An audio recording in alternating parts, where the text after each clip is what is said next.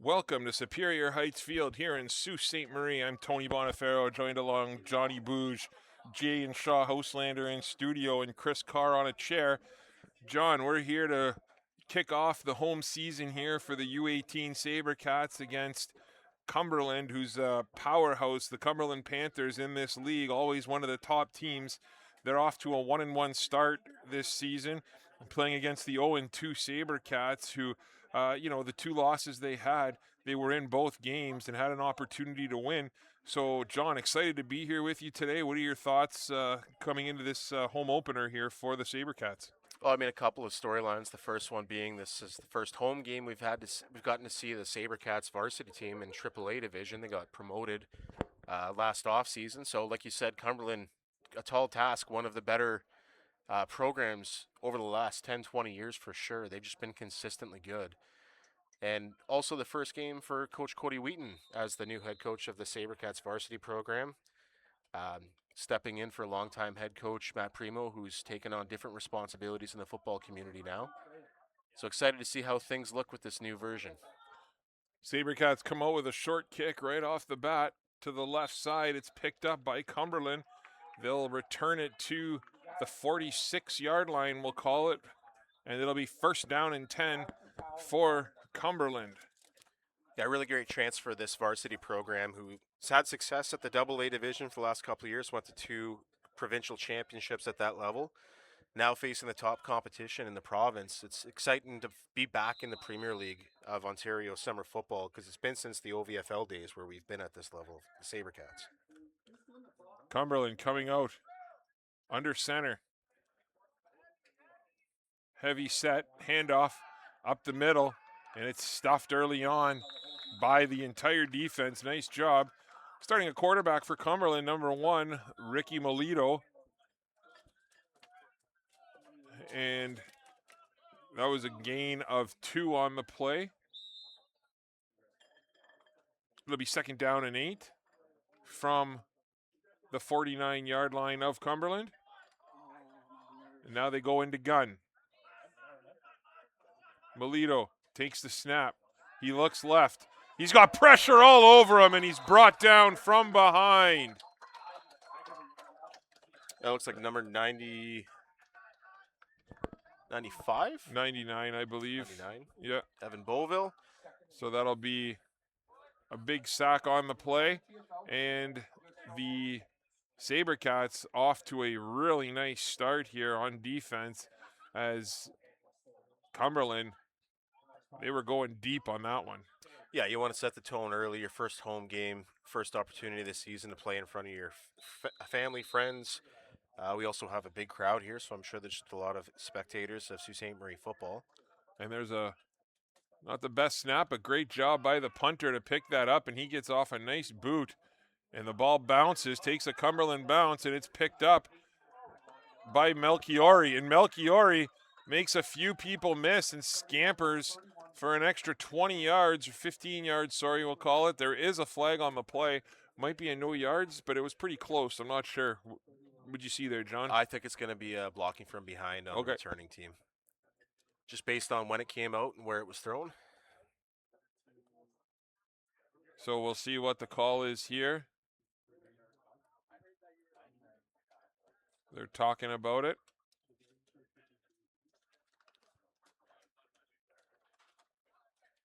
Here comes the call. It is a no yards penalty against Cumberland. Close enough. And they're calling it the 15-yard variety. So it'll be a 15-yard penalty here for Cumberland against Cumberland. So that'll take the ball all the way out to the 46-yard line of the Sabercats. Well, good start. Couple of things going the Sabercats away early on.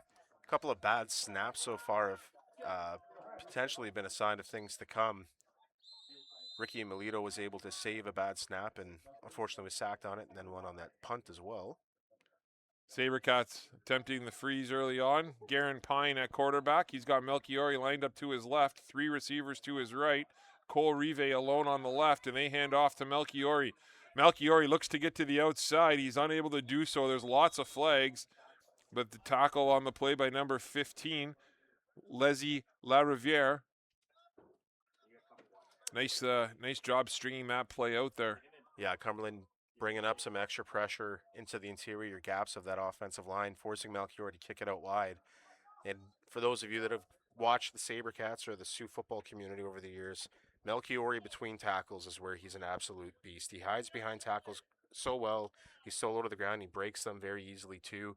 When you get him out into space, unfortunately at this level is where maybe you have some vulnerability. And that was a great job by Cumberland to force the play outside. Yeah, you know what? This Sabercats team has quite a few outstanding running backs, right? They got Peyton Melchiori. They got Hunter Gurrell Jackson, who's an absolute animal. They got J.J. Pro-Didier, who's a great player in his own right. So lots of depth at the running back position here. But Melchiori has his staple on this starting role as Pine rolls out, and Pine with a nice little pass there. That was close to a face mask. That's caught by Ren Levesque. And Levesque gets all the penalty yardage back, so it'll be second down now and 10. Nice little play there by the Sabercats. Yeah, just about getting all their yards back that they lost on the previous play. Also nice to see Garen Pine in Sabercats uniform in his final year of eligibility here at the high school level. He's always been a high school quarterback, but he's always chose basketball in previous summers. He's certainly a gifted quarterback. I've had a lot of chances to work with him. Pine back. Pine sets up a little bit of a screen to Melchiori, and Melchiori, the blockers didn't get out there quick enough, and he's swallowed up by number 33, Elvis Ramond.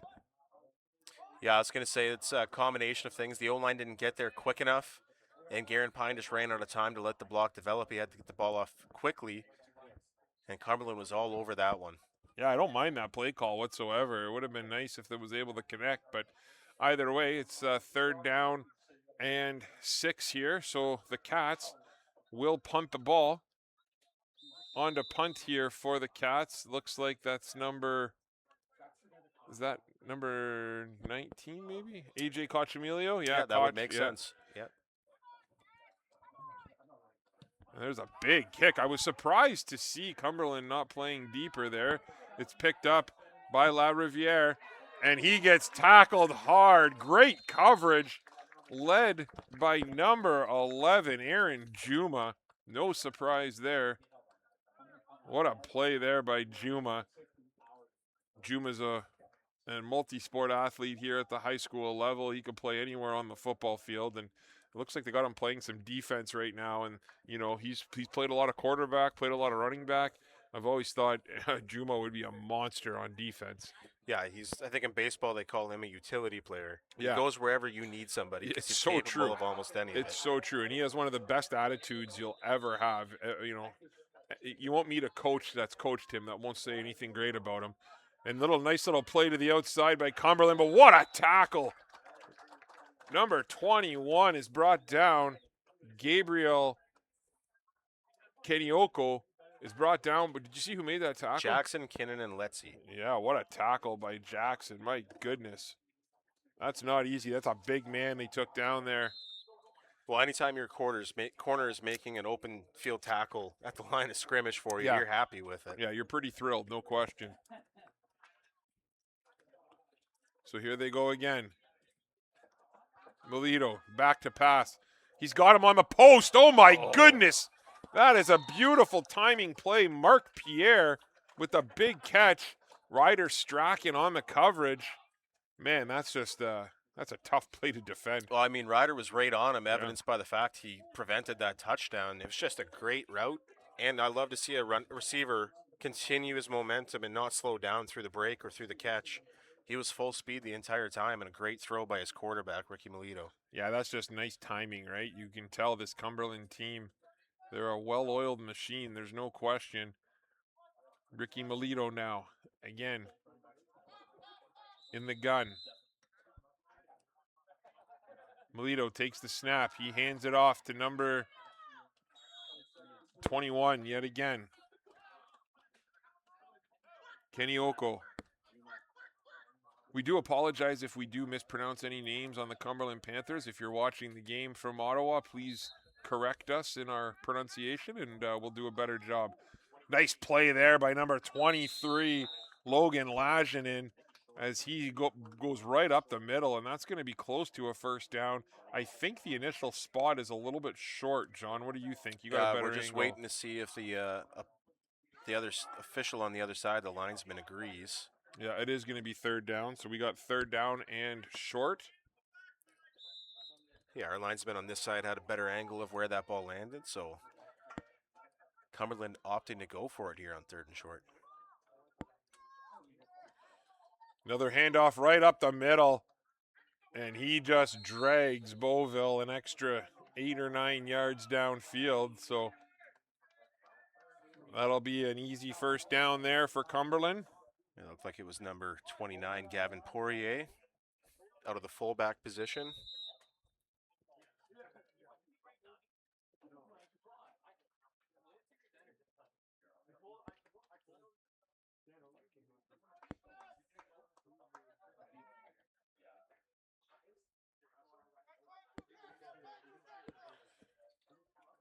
Melito takes the snap. He flips the ball. He's looking deep. And great coverage on the back end there, and that's almost intercepted. Hey, credit the Sabercats secondary on that play, led by Jackson Kinnunen for sure, as Melito was looking for that deep post route and beautifully covered. He had nowhere to throw the ball. Yeah, forced to go to the underneath. He also stepped way into the pocket, so now he had to throw around his offensive lineman, ended up sidearming it, and that's why he was a little bit behind his receiver and tipped by the defender. There's the snap again. He's got it. He's looking, and he decides to tuck it, and fake run. Dumps it out to Hudson Ward, and Hudson Ward scampers forward. Looks like he got enough for the first down. It's going to be close. It is a first down for the Panthers. I have a funny feeling we're going to have a good time watching Ricky Melito and getting acquainted with him here today. He looks like an athletic quarterback. He likes to step up in the pocket. Has the ability to move, so you know he's going to have a scramble threat as well. But on that play, gets right to the line of scrimmage and then dumps it off to his player out of his side peripheral. Yeah, he's you can always tell, right? Some of these players, the way that they just come out and play and just kind of the way that they go through their fundamentals and things like that. And just a very, well-coached team. And like you said, right, they're a well-oiled machine, this Cumberland Panthers team. And, you got to give credit, though, to the Sault Sabercats so far. I mean, we talk about it all the time. We're a small town, got moved up to AAA, and, part of the reason we got moved up to AAA was the play of Gazzetti, who we lost, and Gazzetti, one of the best players in the province. So, this team definitely in tough, but credit Coach Wheaton for the job that he's done, and credit his staff. And they're out here and they're grinding, and they were in their first 2 games, which was really nice. It looks like the officials are giving warnings or having quick discussions with both coaches, which is always. I like that refs do that, right? Communicate with the coaches and let them know what's going on and what we're going to call if we see it again. And that's a good job there by the officials for sure. Yeah, for sure. And going back to the promotion, I mean, we talked about it in our junior varsity broadcast as well. Sault Ste. Marie, for a town of 75,000 people or so, we've always punched above our weight when it comes to football. We've always developed a tremendous amount of talent for our city our size. Our men's teams had national programs. Sabercats have won AA provincial championships, so now they have a chance at the next level. Another attempted timing route there with number 21, looking for the running back, Gabriel Kanonoko again. And they were unable to connect, so second down here and 10. You can see, right, a lot of this Panthers offense just early on, I mean, we've only seen a couple possessions, but it looks like it's a lot of timing routes, right?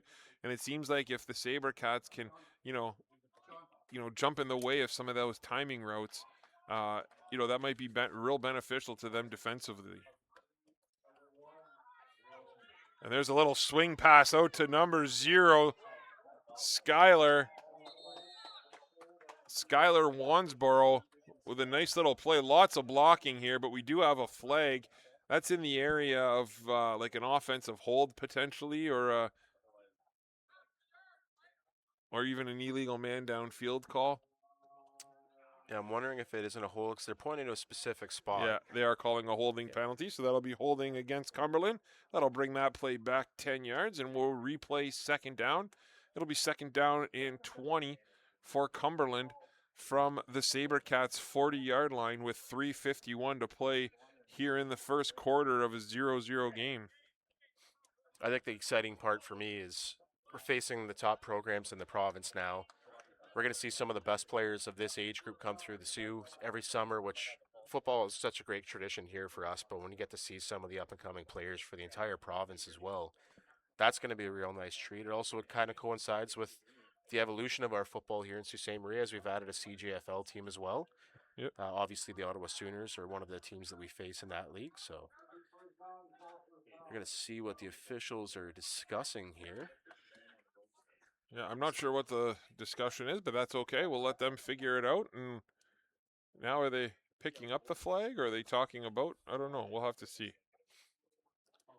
And a little bit of Ontario Power 5 football action update. Sarnia here in the Sioux across town at Rocky DiPietro Field tonight, up 16-7 at the end of the first.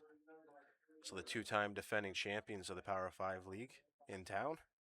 So they made the call. They're saying that the hold occurred after the first down. So what happened is they're saying that the hold happened after the first down was gained, and that the 10-yard penalty will be applied after the first down. So if you look where the refs just moved the ball, I think they moved the ball quite literally 1 yard. So yeah, close call there. Unfortunate break for the Sabercats. Here comes Cumberland back looking deep again. And what a hit there. Nice play yet again by number 23, Logan Laginin. Nice pressure by, I believe that was Colton McLeod, who had some pressure on the play, along with,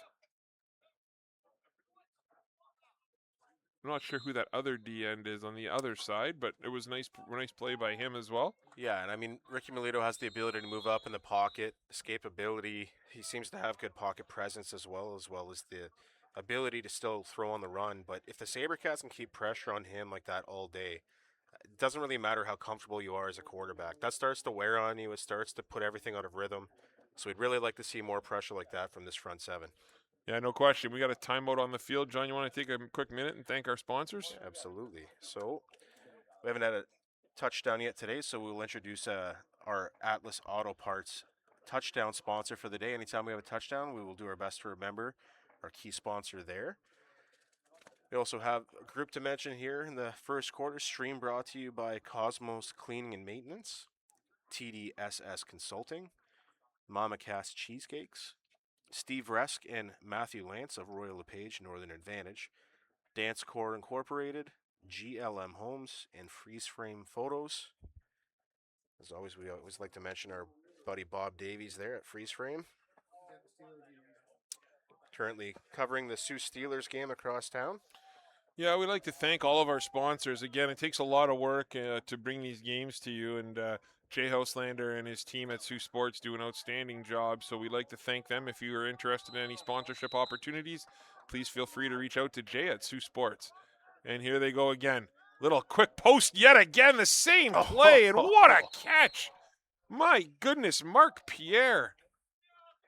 That was a highlight reel grab. That ball was thrown behind him, and Melito, though, to his defense, he put that in the exact spot where the defense wasn't, and also to protect his receiver, I think. He put it a little behind him, but what a play there. Yeah, there was a safety lurking, and I feel like if you lead him further into the end zone, you might be setting him up for a bit of a crunch, but great job by number 12, Mark Pierre. We've heard his name a couple of times. I have a funny feeling he's going to be a name that we're not done mentioning here today. Yeah, no question.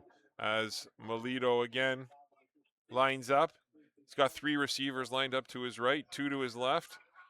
And there's a run play right up the middle. And there's a flag on the play, but the touchdown gets into the end zone there, but we'll see what the flag is. Yeah, if it stands, it'll be Gabriel Canonico. Somebody help us out in the comment section with that one. He's going to get the ball today. We'd like to get it right. So they are calling a holding penalty against Cumberland, so it'll back them up 10 yards and take the touchdown off the table, or off the scoreboard, I guess. Sorry. So we'll replay first down. It'll be first down and goal from the 17-yard line of the Panthers.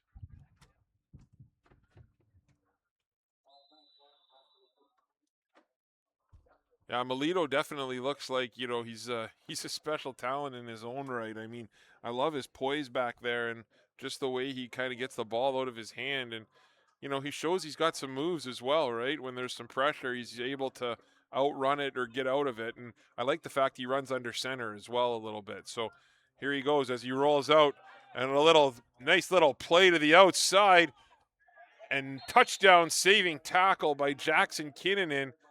But a nice little catch and pass there, or catch and run, sorry, by number 16, eBay Mapenza.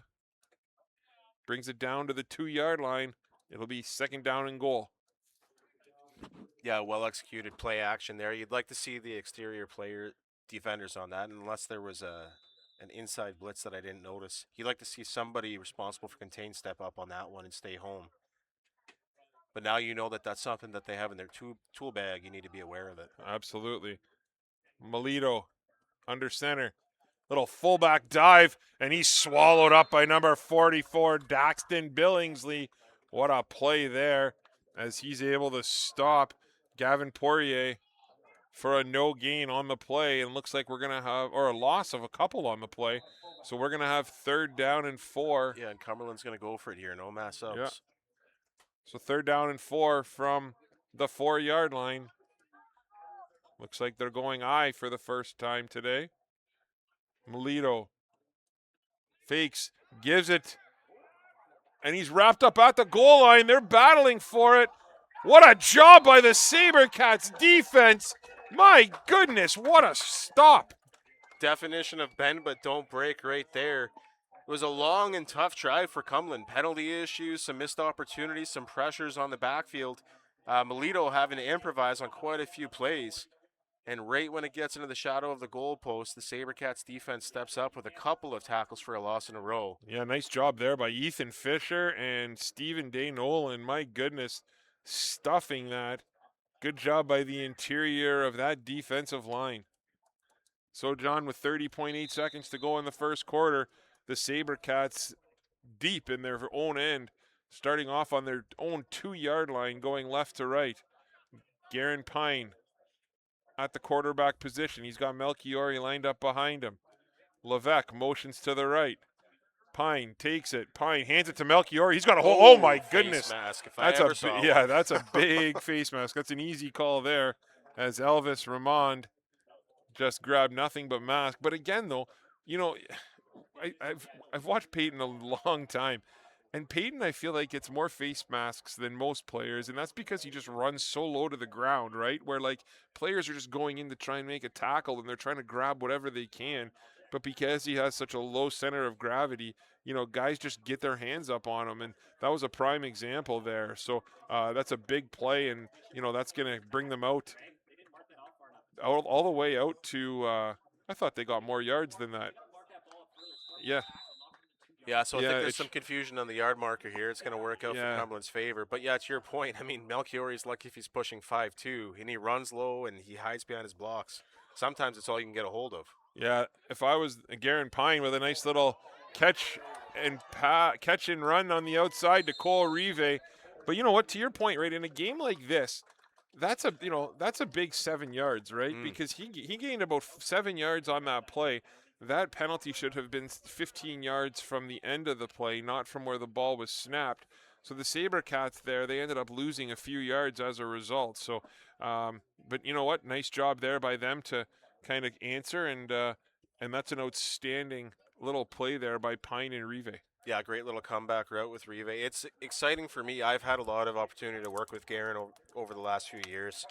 When we started out the White Pines rebuild, he showed up as a baseball player who had never thrown in football games before. We had a tryout after we realized one of our new kids was actually too old to play in junior because his birth year was 1 year behind. So Garen won the quarterback competition, and we at White Pines, worked with him and gave him opportunities. And every opportunity he's gotten, every bit of experience he's had, he's turned that into more and more confidence in his game, and it's cool to see him with a roster like this now, because he's always played for the small school. This is the best set of weapons he's ever had as a quarterback. And there's the snap again. Pine kicks it out to Rive. Nice block on the outside by number 14, Grayson Avery. And that's going to be enough for a gain of 5, we'll call it. Yeah, and Cole Rive, a fun story too. Came up to senior football in the high school ranks and immediately became an impact player. Led the league in touchdown receptions his grade 11 season in high school. And now he's being leaned on as one of the veteran weapons on this offense.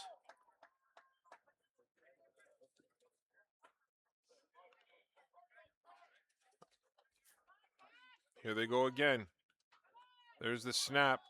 Brings it down. Pine tries to hit Rive, unable to do so.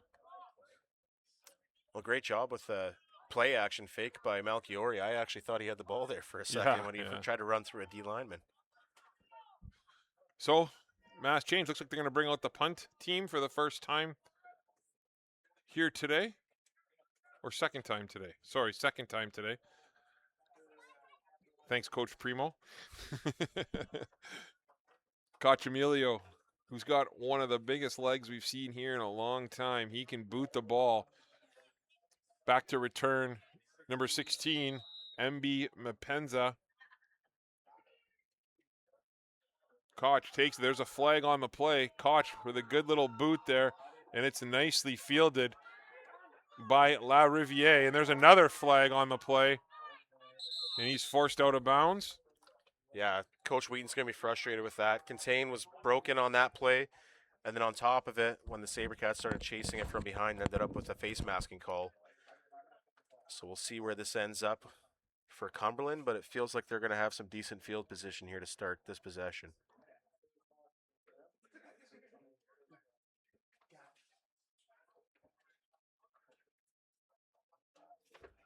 And a longer discussion about this than I was expecting. Oh, I forgot that there was a play right off the snap, so they're probably figuring out if they're offsetting and where the yardage gets split up. Yeah, I wasn't sure what the flags were, but the first one was thrown right as the snap happened. In the backfield, yeah. Yeah, so. And then we know the second one almost guaranteed is that face mask. It'll be called against the Sabercats. If you're the, the Sabercats this season have played really well defensively all season. Like, they've done well down there. And, the offense has been struggling this season. And, that's the part of the game that I think, Coach Wheaton would like to see a little bit more consistency. And you know what? We've seen the Sabercats offense have some plays here early on, right? They've moved the ball a little bit through the air. They've moved it on the ground. There's been some nice little plays here so far. So, again, I think if you're Coach Wheaton going up against this powerhouse team, 0-0 with 10:47 to play here in the second quarter, you got to be pretty happy with where you're at. Although Cumberland now, the ball's moving up quite a bit. My goodness. So, yeah, I think if you're in the second quarter here and you haven't felt like there's been a massive gap in play so far, you're happy as your Sabercats coaching staff, because this is a team, especially in offense, a lot of new pieces, a lot of players that we've known in the league, in the high school league, and who've been around for a while. But the Sabercats have graduated a lot of their offensive studs over the last couple of years, and the most glaring one obviously is Nathan Gazzetti, who is of age to be on this team but has already moved off to university. So there are some pieces missing. I think Will Meta is also missing here today. I don't know how much of a role he has on offense anymore, but he's certainly going to be missed on defense. There's a pass again to the outside. Oh, what a move there by Kamara. And Kamara scampers all the way down inside the 20-yard line. Nice little play there. Yeah, I think that's going to be the challenge with Cumberland today, is they have no shortage of weapons on that offense by the looks of it. And it's how do you account for everybody? And it really is just team football, making sure everyone stays disciplined with their responsibility, not trying to do too much, because these players on this Cumberland team, if they make you miss, you need to push them in the right direction if they're going to make you miss. Absolutely. Here's Melito again. He looks. That little post pattern again, and that's well covered. Nice job by Ryder Strachan and Liam Ouellette. they conversed on that one, and that was well defended. Yeah, I think it was a case of Melito maybe liking his matchup on that route.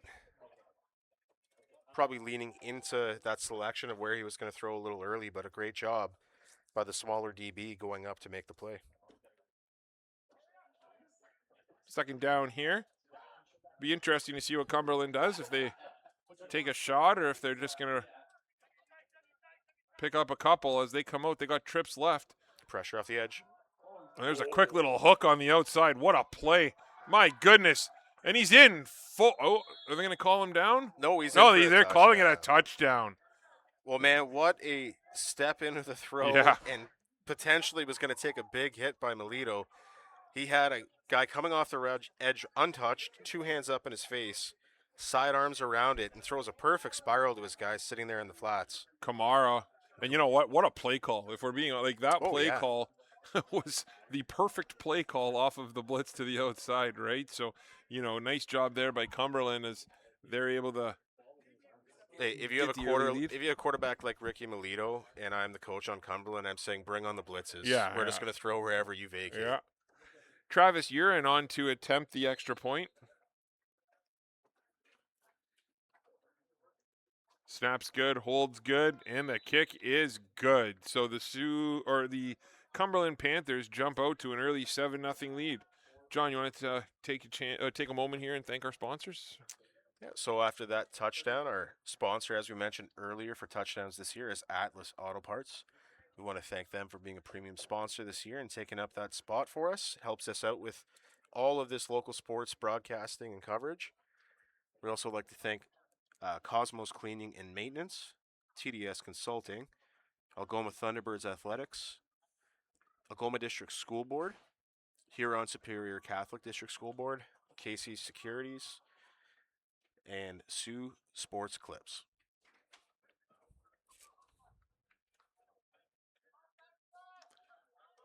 So the Panthers are going to kick off here.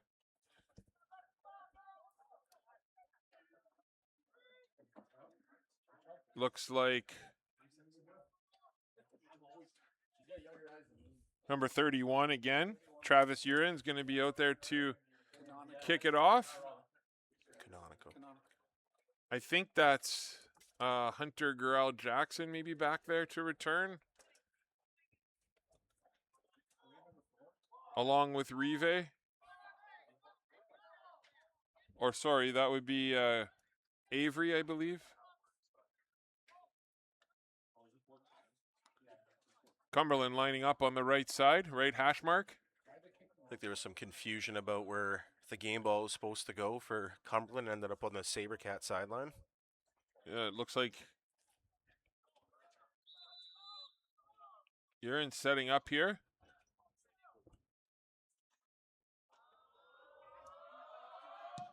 What a kick. My goodness, what a boot that was.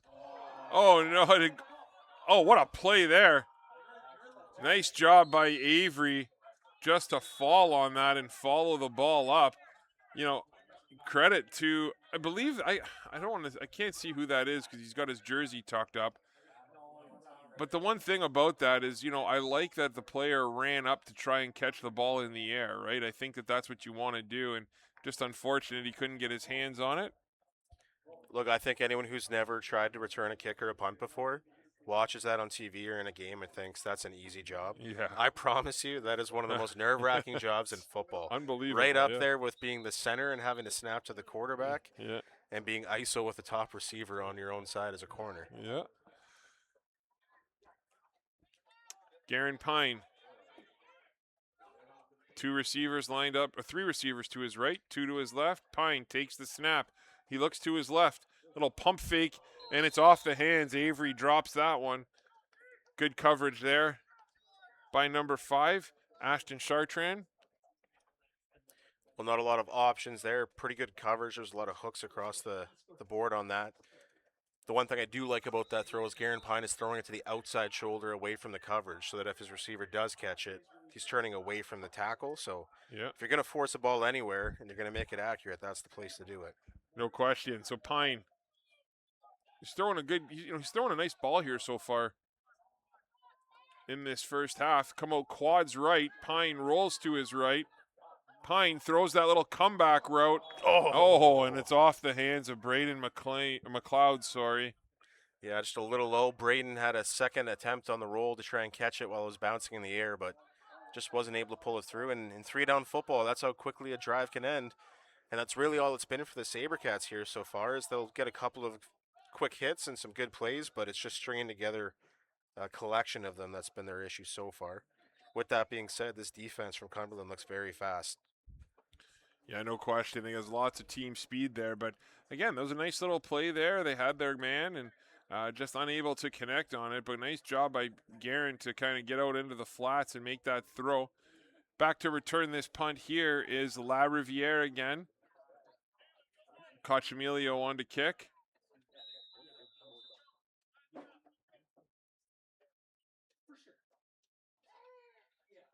Snap's good. And Koch is going to give up the safety here. Oh, I wish he would have gotten a little deeper in the answer just to make me feel better about that. I know. So yeah, so they're gonna Sabercats decide to give up the 2 points, get the field position back. So it's going to be 9-0 in favor of Cumberland, and they're going to take over on their own 35-yard line. John, for those of people who are new to football and don't really watch much of it or just learning, can you explain the reasoning and the thought process behind giving up that safety? Yeah, for sure. So I mean, if Sabercats try to punt from that position on the field or go for it, whatever the case is, they're likely going to end up pretty deep in their own zone when they come back on defense. So one option you have is you can surrender 2 points by taking an intentional safety.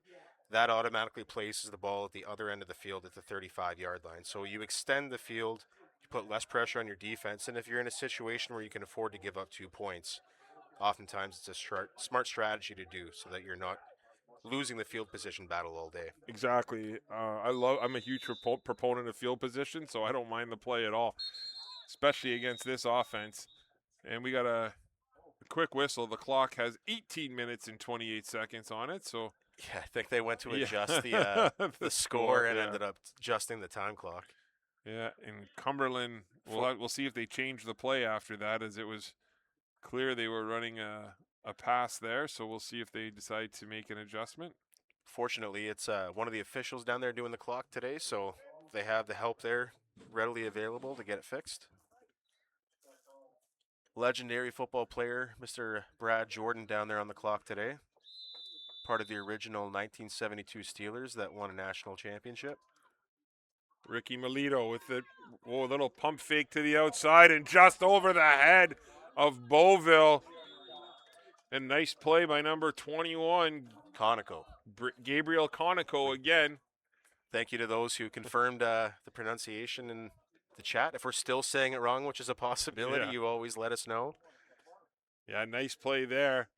Beauville couldn't get his hands on it and got caught in no man's land there, and they were able to just dump that pass over him, and big play there by the Panthers. Canonico. We're going to get it. Oh, yeah. Yeah. We're coachable. Yeah. Conoco again up the middle, and there he is. Oh, my goodness, he's still on his feet. Thought he was taken down a couple times. Good effort by Logan Lashinen to finally bring him down. And that's going to be enough for another first down. Well, like I said last series, we're going to have to get Canonico's name right because we're going to hear from him a lot here today. We've seen a couple of bursts from him. This team obviously is a very pass-having unit, but you need a run game in order to balance out a defense as well and keep things open downfield. And Canonico is going to be the piece that does that. Melito, 3 receivers lined up to his right, and there's a little slot back sweep to number 28, Poirier, and Poirier picks up 5 yards before he's eventually brought down. Number 11, Aaron Juma again on the stop. Well, if you're the Sabercats defense on that one, you don't hate it. You'd like to get to the edge a little bit faster. At the end of the day, it's a pretty speedy player, limited to 5 yards. You got to stop here. Cumberland probably isn't going to go for it here in this territory, I would assume, with the lead that they have. Yeah, 2nd down and 6. Melito, quads left. Melito looks to his left. Little hitch pass to LaRose, and he would have been brought down. Great read on the play by number 20, Cam Williamson. We talked about his brother in the JV game. This is the older Williamson. Really good football player in his own right. So it'll be 3rd down here and 5. Melito lines up. He's got trips right here. And he's got trips left, actually. He's got all 6. Empty backfield. Takes the snap. Looks to his left. Decides to tuck it. And then he throws it. And oh my goodness. Number 85, we don't have a name for him. Just stopped his route there, and they were unable to connect. Well, if Melito is going to end up playing at the second level, I'm not sure what his future looks like right now. If he has offers, commitments, whatever the case is. You like that he has the ability to step up in the pocket and throw it while he's approaching the line of scrimmage if the opportunity's there. But I feel like in this game, he's passed up some opportunities to get like 8, 9, 10 yards extra if he just takes off himself. Yeah. Obviously, the field awareness and the ability to step out of the pocket and step into the pocket and still make plays is something that's going to help him in the future of football. But as far as today, he might be a little bit more dangerous if he just tucks that himself. Absolutely. And he, the pressure, there's not a ton of pressure coming in on him, right? So look for that defensive line of the Sabercats to try and figure out something to garner some more pressure. And there's Pine. There's a flag on the play. Nice little play on the outside, catch and run. And he's got it. He keeps running. Number 14, Grayson Avery. It's going to be on the Sabercats. There is a flag on the play, though. My goodness. Yeah, the head official told quarterback Aaron Pine not to go too far. It's staying back that way. And they're coming all the way back, and that's an unfortunate break. We'll see what the call is. Well, I feel like when it was thrown, it was either a player not properly on the line of scrimmage or someone lined up, false starting, something along those lines, which really is unfortunate because that's the biggest play we've seen from the Sabercats offense here today. Yeah, that's an offside. That's a tough call there. Positive play for the Sabercats to build off of, though. I mean, a false start isn't the reason why that play worked. It'll be 1st down and 15.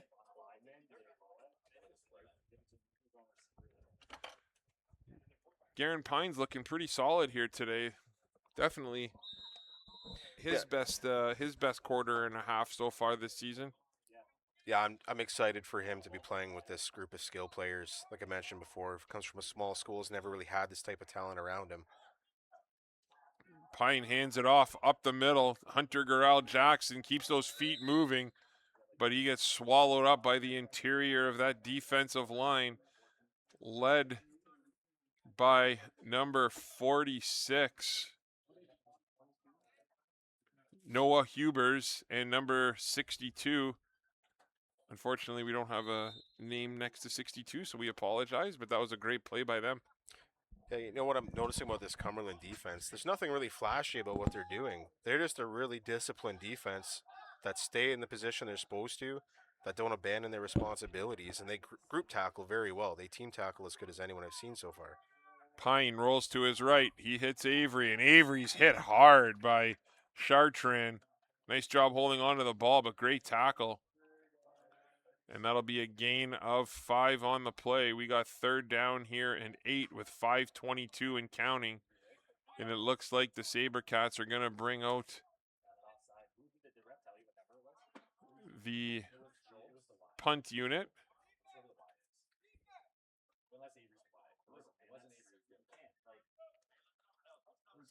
I think it was Cachamilio who was out there earlier working with former Sabercat.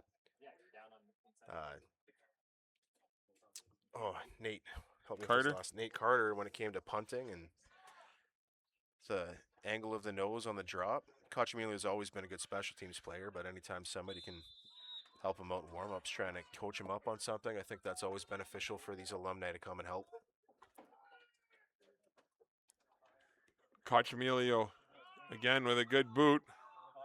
And it's picked up yet again, cleaned by La Riviere again. And that was outstanding coverage by the special teams of the Sabercats. Allows him to get for a gain of 2, and we've seen what he can do here today if you give him any space at all. Yeah, great coverage, good lane discipline. Steve Day Nolan's the one who ends up finishing that play at the end of it. And, I mean, contain was broken earlier on that last one. I guarantee you that when those players got back to the sideline, Coach Wheaton and staff were preaching the importance of contain on special teams against a team like this.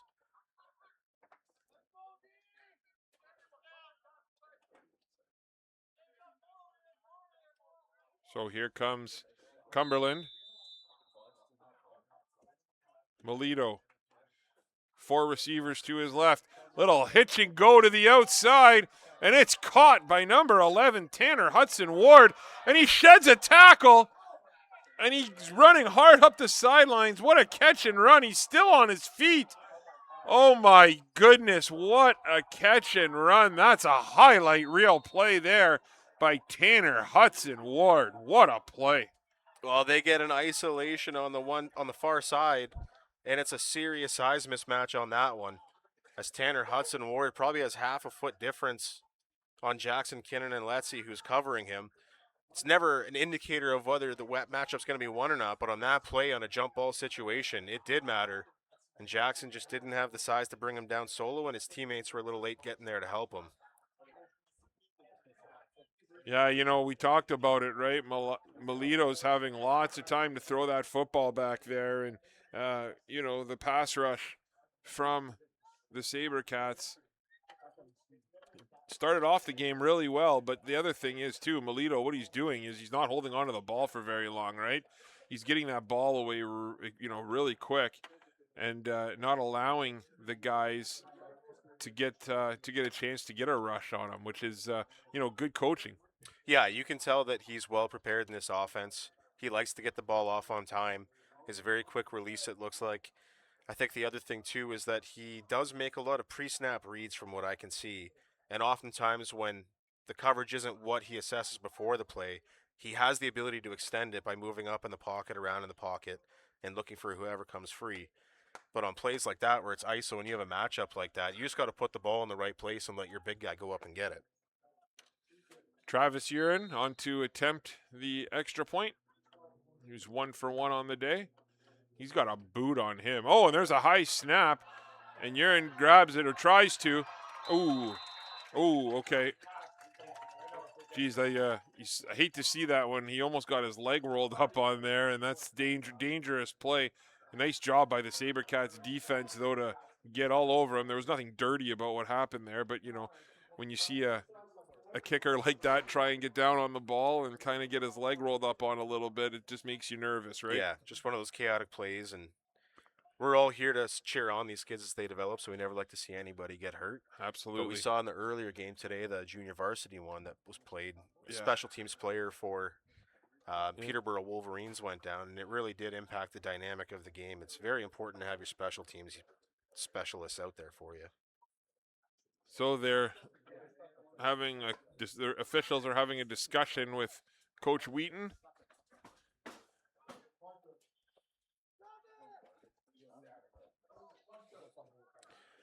Coach Wheaton, a player who came up through this system, went and played post-secondary football at Waterloo for 4 or 5 years, if I can remember correctly. Worked as an assistant coach and a coordinator here in the Sabercats program before being elevated to head coach for the first time this year. So homegrown talent, came back home and is trying to instill what he picked up throughout his years of football back into this program. Again, we're missing a football. This has happened a few times here today. And both sidelines are in disagreement of who's responsible for this ball that keeps going missing. So you're in out there to kick it off, and he's got Hunter Gurrell Jackson and Grayson Avery back there for the Sabercats. He's got an unbelievable leg on him, and he's kicking into. There's not a big wind right now, but there is a bit of a breeze, and he's kicking into it currently.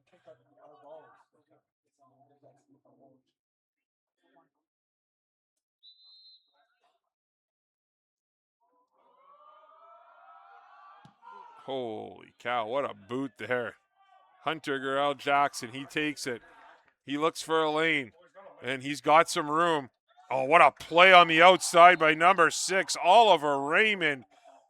Wow, that's a next level tackle there.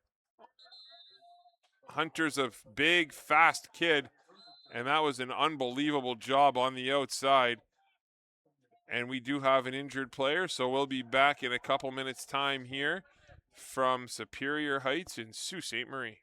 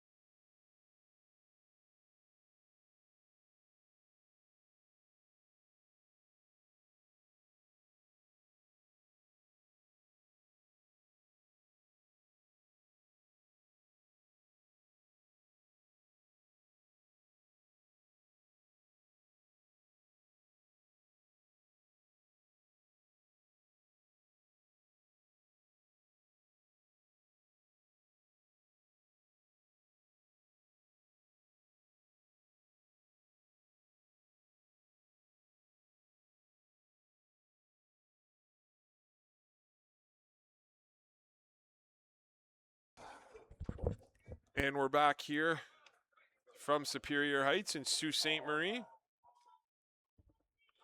Garen Pine lines up at quarterback. 4:28 to play. The first half. He takes the snap. He hands it off to Melchiori. And Melchiori gets taken down after a gain of a couple. Led by big number 99, Hayden Bohr. Part of this D line for the Panthers. Well, there's some natural advantages to being a big D lineman. If you can stay low, that's the biggest hurdle always, but it also gives you the ability to see over the O-line that's blocking you. And you need that when you're trying to corral a running back as small as Peyton Melchiori. These big D linemen aren't getting fooled by him hiding behind the blockers. Pine rolls to his left, Throws it to Avery. Avery's taken down hard yet again by number 5. Man, Ashton Chartrand, he is a lightning bolt out there. He's a big boy who can move and he can hit. Yeah, we're going to get acquainted with some pretty good players on this defense here today. You can tell already. I do like Garen Pine's short to intermediate game here. They definitely need to start finding opportunities to hit the deep thirds because this Panthers defense is making life tough when you hit the flats. Yeah, the Sabercats are going to opt to punt here on 3rd down and short. I get it. They got the wind at their back here, so take advantage of it. Number 15, Lindsay Lariviere back again, and number 16, MB Mapenza, sorry. Good snap, Koch. That's his best punt of the day. My goodness, he got some air on that, and it's dropped, but it falls right into the hands. And there's a fumble, and it falls right back into his hands again. Oh my goodness, what a job! Yeah, what a roller coaster for Lindsay Lariviere on that play. First, Mofsett has to recover the punt itself, and then has it punched out from behind and still falls on it. He goes back to the sideline with a bit of relief. There was some pushing and shoving there by Stephen Day Nolan and Ashton Chartrand. So that's where the flags are from. We'll see if they're going to be offsetting or if they're going to call it one way. Both guys were going at each other pretty good, so I'd like to hope that it's an offsetting call, but we'll see. Yeah, Steve Day Nolan, another White Pines guy, high school teammate for Garen Pine. He's always been a passionate kid, but he's coachable, which is the good news. He goes to the sideline, his coach will remind him, that's not going to help us out any, and he'll correct it. But he's the type of kid who plays with his heart in his sleeve, and sometimes he needs to be reined in by his staff. But one of my favorite players to coach by far at White Pines over the last few years. Yeah, they are. It's a good call by the officials.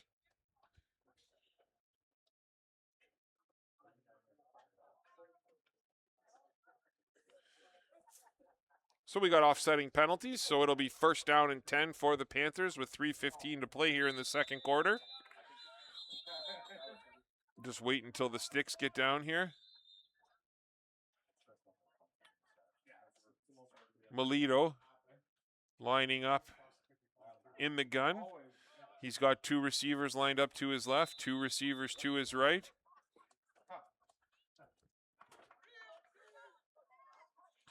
Takes it, and there's a handoff right up the middle yet again to Kanoko.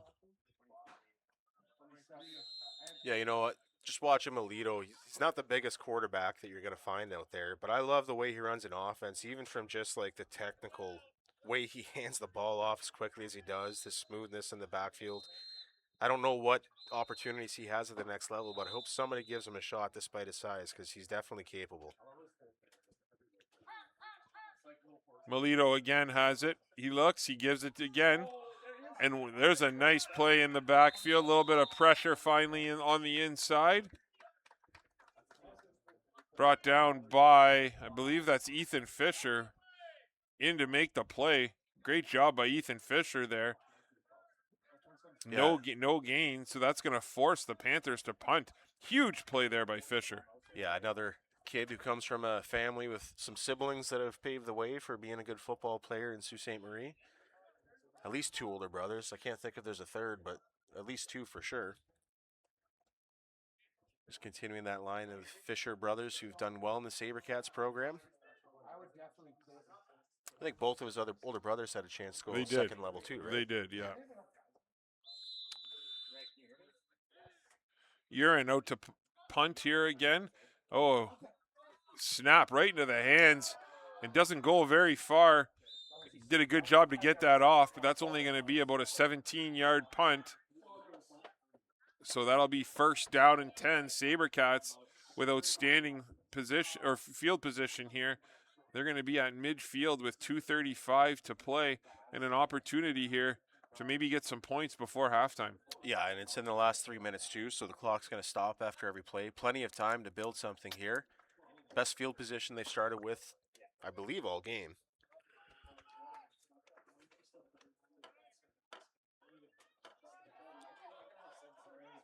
Pine comes out, 4 receivers lined up to his right. Cole Rive, single coverage to the left. Levesque comes over to the left. He decides to hand it off to Hunter, and he just takes the ball away. Does number 33, Elvis Romday, just takes the ball out of Hunter's hands and takes it 55 yards for the touchdown. That's a backbreaker right there, John. Yeah, I mean, if you look at the score line, it's going to look like more of a blowout than it's felt.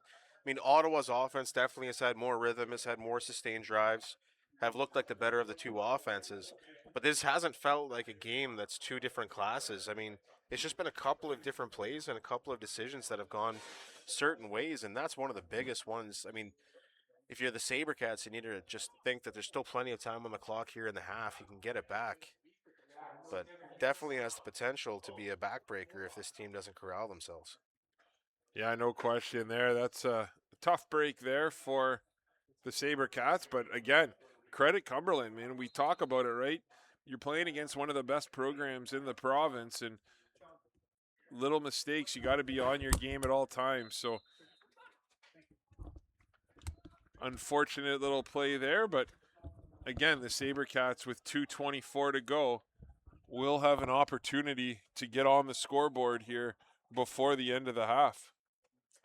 Well, you mentioned Elvis Romday just moments before that play about how he flies around the field, and on that play, just a smart move to get two hands on the ball and pull, because sometimes that is the key to changing a game or changing a series. You know, test that possession, test the carrying ability. So, touchdown, obviously, today, sponsored by our featured partner, Atlas Auto Parts. And to name some other sponsors we have today that we're very thankful for and appreciative for is Cosmos Cleaning and Maintenance, TDSS Consulting, Algoma Thunderbirds Athletics, Algoma District School Board, Huron Superior Catholic District School Board, KC Security Services, and Saultsports Clips. And we have a ball, Coach Bono. We have a ball. Yeah. We're getting smoother as we go here today. Looks like Melchiori and Avery are back to return this one. Urine again. Again, there is that slight breeze. You can see that flag across from us, and it is blowing. You know, Urine's kicking this into that little bit of a breeze, and he's still booting the ball. My goodness, right down to the 5-yard line. Melchiori with all sorts of room to run, and Melchiori with a good, solid return. Brings it all the way out to the 39-yard line, 38-yard line. So that's a nice return there by the Sabercats. 2:16 to play here in the second quarter. Sabercats with an opportunity to get on the scoreboard here before half. Yeah, if you're a football purist, you have to love the way Melchiori plays football. Yeah. I mean, he's never going to be considered anywhere other than the bottom 10% in size when it comes to running back. But he runs downhill. Yeah. And even when he gets tackled, he's falling forward despite his size. There's one speed that he operates at, and it's at all times. Yeah, he's an outstanding young man, too. Does a lot of work and gives back a lot. And he's a great kid. He's been one of my favorites for years. Another flag here. And Pine's ball is knocked down by number 46. There is a flag on the play. Noah Hubers knocked that one down. We'll see what the call is. That was a quick flag there, so we'll see if it's... Yeah, we haven't seen Guerin stick in the pocket like that very often here today just because of the pressure this D-line gets. And on that play, they collapsed it right into his step when he went to throw. Led to it being deflected at the line of scrimmage. That'll be offside, a call against the Panthers. So we'll replay first down. It'll be first down and 5. Pine.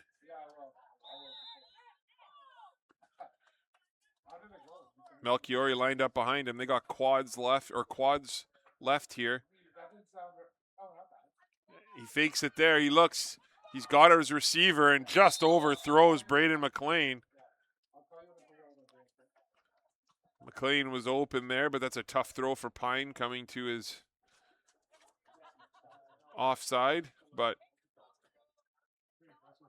nice play there overall. Yeah, the plays, like, that's the good thing about this passing offense so far is that they are getting guys open. Yeah. At the intermediate level, especially in the flats, they're finding ways to get guys in space. It's just a matter of getting chunk plays put together in chunks and stacking them on top of each other. Just that one play every drive so far has fallen incomplete and kind of halted any momentum. Yeah, the ball wasn't spotted properly, so good catch, obviously, by the officials. And we got second down here and 4.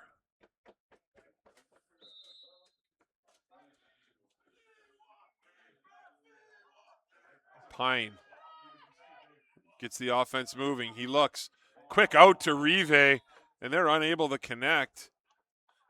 It'll be third down. One thing I'm a little surprised about, John, and we've talked about this a lot, has been Guerin's ability to run the ball, and we haven't seen him run the ball a whole lot here today. Yeah, I think that's become more and more of a trend as he's gotten older. I mean, his running ability when he was in junior was like Yeah. it wasn't fair. He just seemed like he hit the certain age before all the players he was facing.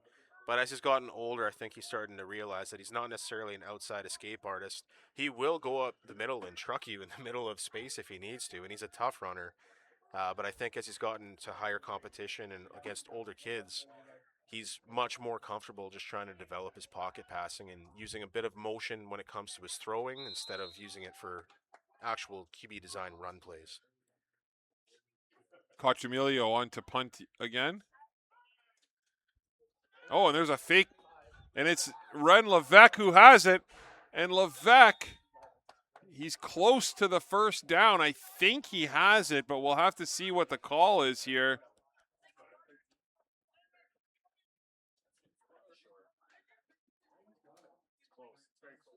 Shoba Moore is calling it a first down. I've known Neshoba for a while now. I think Neshoba would point first down no matter what. He thinks the salesmanship's a part of the process. That's right. So we got an injured player, so we'll be back in a couple minutes' time here.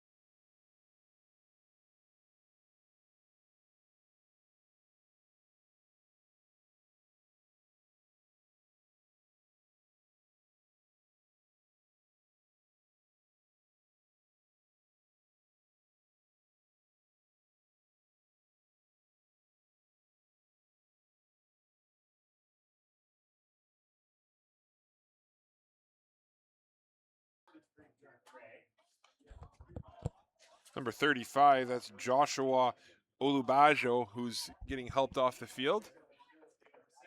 So that was enough for a first down. So it's going to be first down and 10 here for the Sabercats from their own 46-yard line. Pine takes the snap, hands it again to Melchiori. Melchiori ducks his way through, picks up about 6 yards. Picks up about 3 yards. And that's going to help. If we can just get little chunk plays on first downs to make the intermediate passes easier to hit for first downs, that's what we've been good at as far as throwing the ball here today. So anything positive on first down through the run game is going to help. Pine takes the snap, looks to his right. Pine looking to run. And Pine's brought down in the backfield. Big sack there by number 99. We've mentioned his name before, Hayden Bourre. Neshoba Moore is getting a little frustrated over here. He's running around, and the last couple plays, there hasn't been anyone by him. So he's trying to get the attention of the coaching staff, clearly. But again, when you're playing against a team like this, you don't have a lot of time, right? Guerin doesn't have time to sit back there and necessarily let plays develop downfield because the pressure is just so intense. So yeah, and this isn't a D-line that just gets pressure off the edge either. Like, they collapse the pocket on you. They have very good team pass rushing. And you have to get the ball out on time or else they're going to collapse that pocket on you. Cochamilio. Oh, that one went off the side of his foot. The ball just sits there. And it's going to bounce out of bounds at the 42-yard line of Cumberland with 1:36 to play. They're going to look to add on to this lead here. I don't know if you got a chance to see the uniforms before the game, Coach, but from up here, they don't look that bedazzled. Yeah. You get down there, there's some pretty cool details to those uniforms. I really like the Cumberland uniforms. Yeah. I like it too because it's the, from an announcer standpoint, it's white jerseys, so it's easy to see Easy the to read, numbers. yeah, absolutely. And they got the little reflective glaze to them too. Yeah, so. they're neat. They're definitely sharp. Melito looks. Melito again makes a nice completion here to Hudson Ward. Hudson Ward finally is taken down by number 92, Colton McLeod.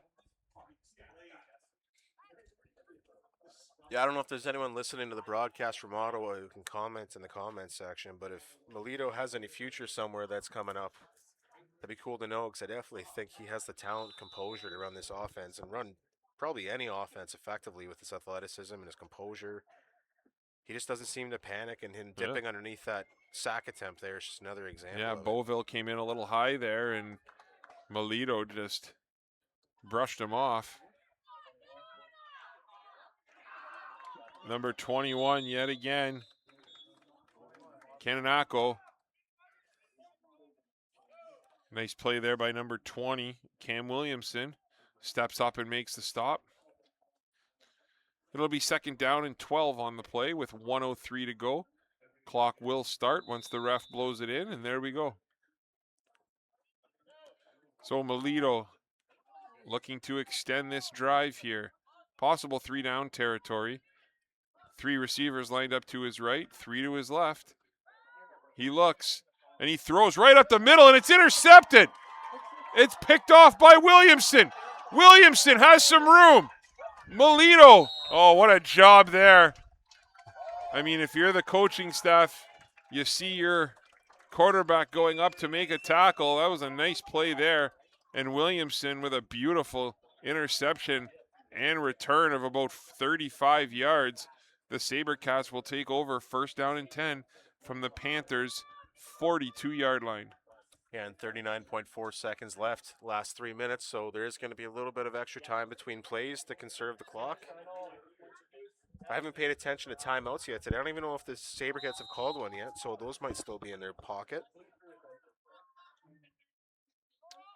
Sabercats come out, quads right.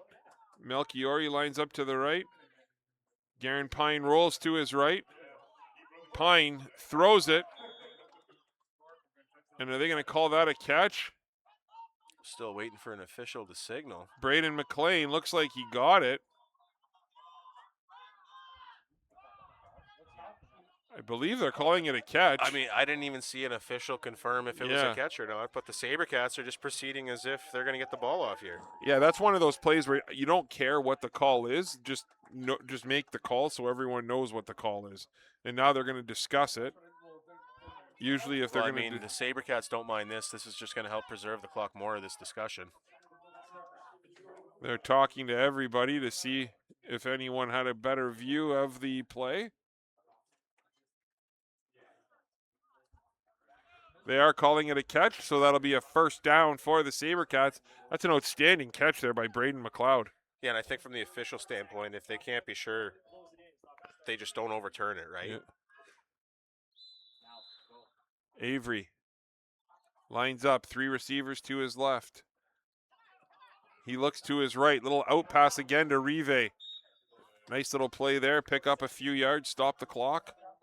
That's a gain of, we'll call it 6, so it'll be 2nd down and 4. Well, that was out of bounds. The offense doesn't need a rush here, so. Yeah.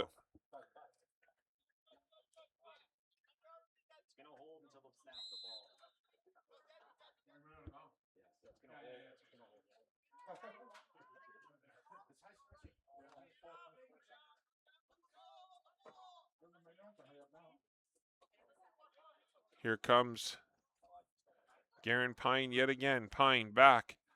Pine looks deep. And what a defensive play there. Swatted away by number 9. Marmo with the stop. I don't mind that throw there. Yeah, I think just a case of trying to make something happen before half and forcing the ball downfield. I think maybe I'm a little bit more cautious throwing to Maramo down there at safety, but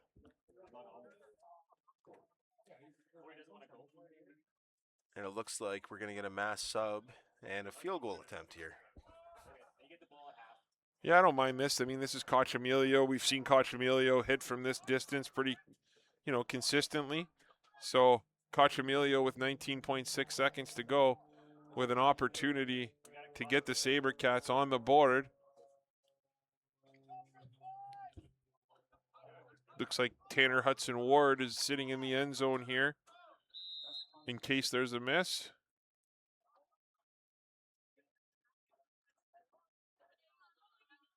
Snap's good, holds good, kick is up, and the kick is wide right. Oh, that's number 15, sorry. La Riviere trying to get it out of the end zone. And that's great coverage. Finished off by number 64.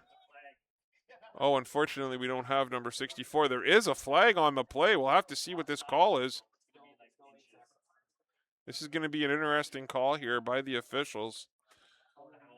Well, I think just based on official con in there, he was telling the Sabercats not to go too far, so I have a funny feeling it's going to be on the kicking team.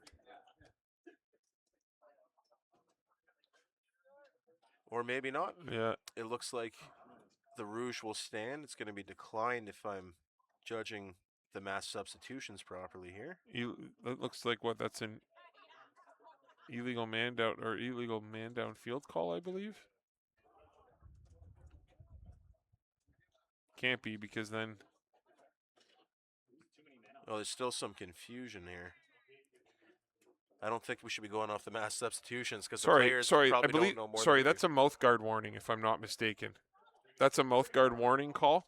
So just a warning on the mouth guard issue. And if it happens again, they would throw a flag. Gotcha. Yeah, mouth guard warning. The ref just announced it. So. Okay. So flag picked up. Yep. Rouge still stands. That's generally what the refs have to do. And the reason being is they don't want to throw a flag on it every time. So now if that player does it again, or if any team does it again, it is an automatic penalty, so that will be called.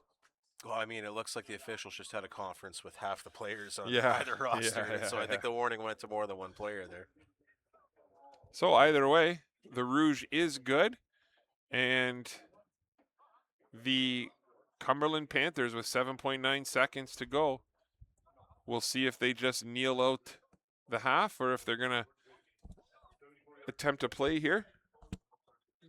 Looks like they're just going to kneel it out based on the formation, but we'll see.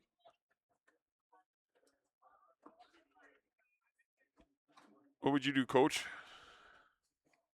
There's no reason to risk it here. You just threw an interception that could have gone back the other way for a pick six. I think that you take your 21-point lead into half and start game planning for the adjustments you want to make in the second. But that does not look like what's going to happen here. No, Melito takes it. Melito's looking deep. He's taking a shot to Wansboro, and it's caught over the shoulder. What a catch there Jackson Kinnunen was right there in coverage, and there's nothing you can do if you're Kinnunen there. Wansboro made a beautiful adjustment on that play. 2.6 seconds to go. Wansboro's down. It looked like he jammed his wrist there a little bit when he fell. So the question is here, I mean, we've seen Urin kick the ball, 50 yards, no problem at all. I'm hoping we're about to see a field goal I attempt, know, I because would I love want to it. see what this kid has It doesn't in that look. leg. It doesn't look like they're going to, but yeah, they're bringing out. Looks like Tanner Hudson Ward is out there.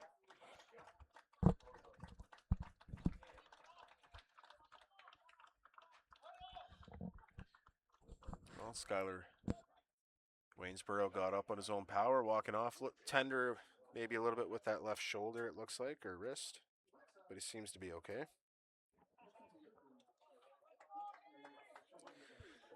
So it looks like this will be the last play of the first half. We'll see what kind of arm Melito has here. We know he throws a decent ball. Well, there's no real isolation set up here. It's one-on-one. three receivers to each side. Little surprised there's not guys deeper, but bad snap, and oh my goodness, and they're going to throw a flag on that as Gabe Phillips just crushed him. That's not a flag. I mean, we'll see what the call is here. Phillips just ran in. Melito didn't really duck his head there. I think that was just a good football play. We'll see what the officials are going to talk about. Because if that stands, that could put the Panthers in some field goal range here. Yeah, and for those who aren't familiar with the rules, although the clock They is are- at 0, a quarter can't end on a penalty, so it will be another play left. They are calling a 15-yard penalty. So they're calling rough play against Phillips.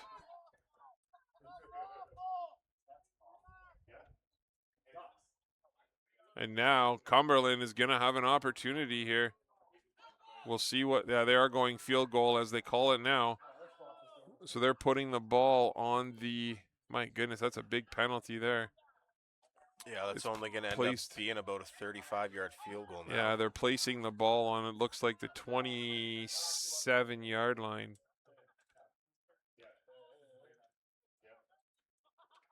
So Urin, who we know has a good leg, the snap or the holder on this, is backup quarterback Eloy Saintonge. Sorry. I think there's supposed to be maybe a hyphen. Yeah. So Saintonge down.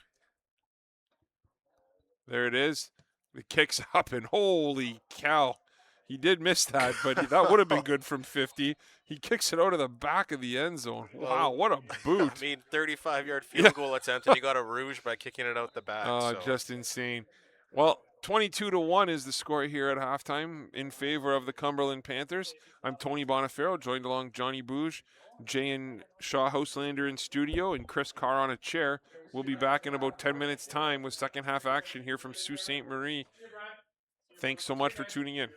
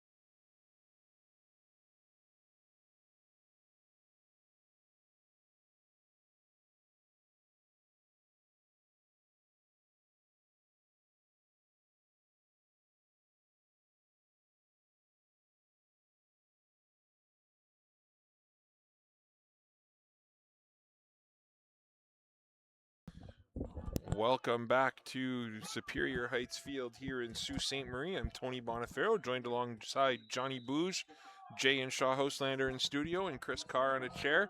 John, 22-1, 23-1, sorry. Wow, there's the boot we were expecting. Are you kidding me? Make that 24-1 as the breeze at the back. Actually, there is no breeze right now, but what an unbelievable leg. That's a D1 leg right there. Yeah, we saw him almost put it out the end zone a couple of times, but the little breeze that was there in the first half worked against him. That time, it was clear airways for that ball to sail right out the end. And that rouge that we got at the end of the half as the Sabercats is nullified right at the start of this first half. So, John, you're the coach. Let's just say you're coaching the Cats here. You're playing an outstanding team. I don't think the score is indicative of how this game has been. But, what are you telling your guys at halftime if you're the Sabercats? I'm not making it about anything other than we can make adjustments. We're going to go out and execute what we need to do. Ignore the scoreline at this point. I mean, this is one of those half times where you don't need a berating. You don't need a pep talk. It's just there's adjustments that we can make. This is what we're going to do. Let's go execute and build into next week.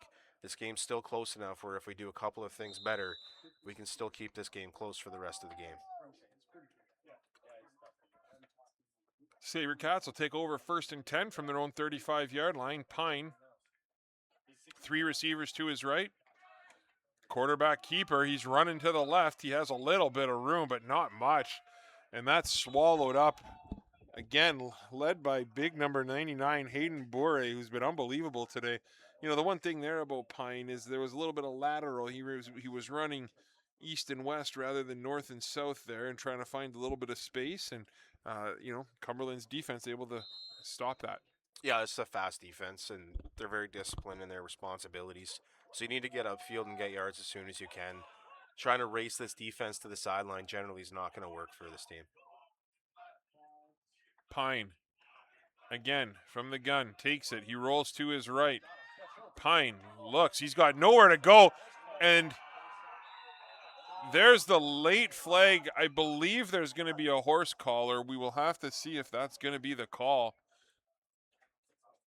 It'll be, again, he didn't take him down by the back of the jersey, but. So the rule now, you don't have to actually get the horse collar of the pads themselves. Yep. If your hand is between the numbers at the top of the back, that also counts as a horse collar now. What I'd like to see from Guerin is, as this game has gone on, it's starting to look like he's trying to do too much or look for the perfect pass. What he was doing before was perfect. Yeah. Look up, go through your first couple of progressions, just get the ball out quickly to whoever's open. We don't need home runs. Just get a couple of consistent medium to short throws in a row, get some yards here and there, keep the down and distance manageable. Like, trying to be a hero against this defense isn't going to claw you back. It's just a process that you need to follow. Yeah, and that's what they were doing early on, right, in this game. 5-yard passes. They were running those comebacks beautifully. And, again, Cumberland's D-line, though, has just been relentless. The whistle wasn't blown in. The play wasn't blown in yet. One guy, we talked about him at halftime that we'd like to see maybe the Sabercats try and get involved a little bit is number 8, Neshoba Moore, right? He's an outstanding athlete, great football player, can do a lot on the field, and I don't think he's touched the ball yet on offense. So look for the Sabercats to try and get him involved just a little bit. Yeah, Rocky DiPietro, Receiver of the Year winner here in the high school loop 2 years ago. In his grade 12 year. One of the veteran stars of the White Pines rejuvenation here in town. Nice little counter there. Oh, but number 99, Hayden Boure. Holy cow. I mean, we've said his name a lot today. Yeah, that's a big boy, and he can move down there. And unfortunately, he's down here. But, out of every player we've seen today, I mean, and this Cumberland Panthers team has some players and has some talent. He's a guy that, I'd be curious to see what he's doing at the next level. We'll be back in a couple minutes here from Superior Heights Field in Sault Ste. Marie.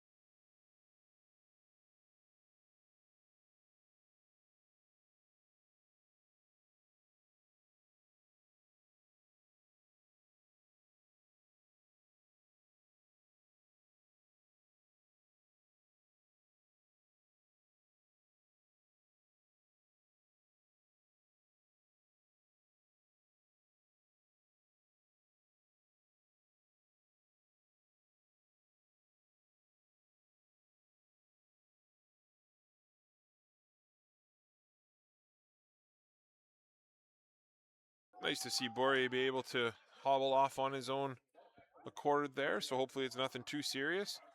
Pine. Oh, they run a little freeze play there. Nice job to stay onside.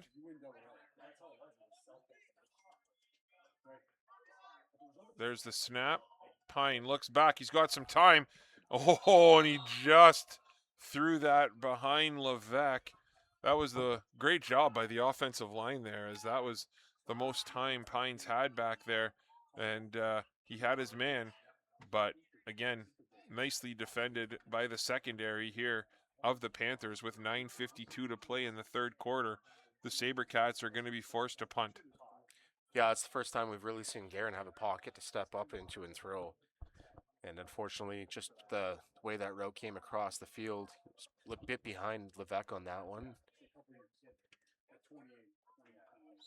Cochamilio on to punt this one here for the Sabercats. Nice snap. That's a better kick there. Nice job by Koch. That's no yards all day.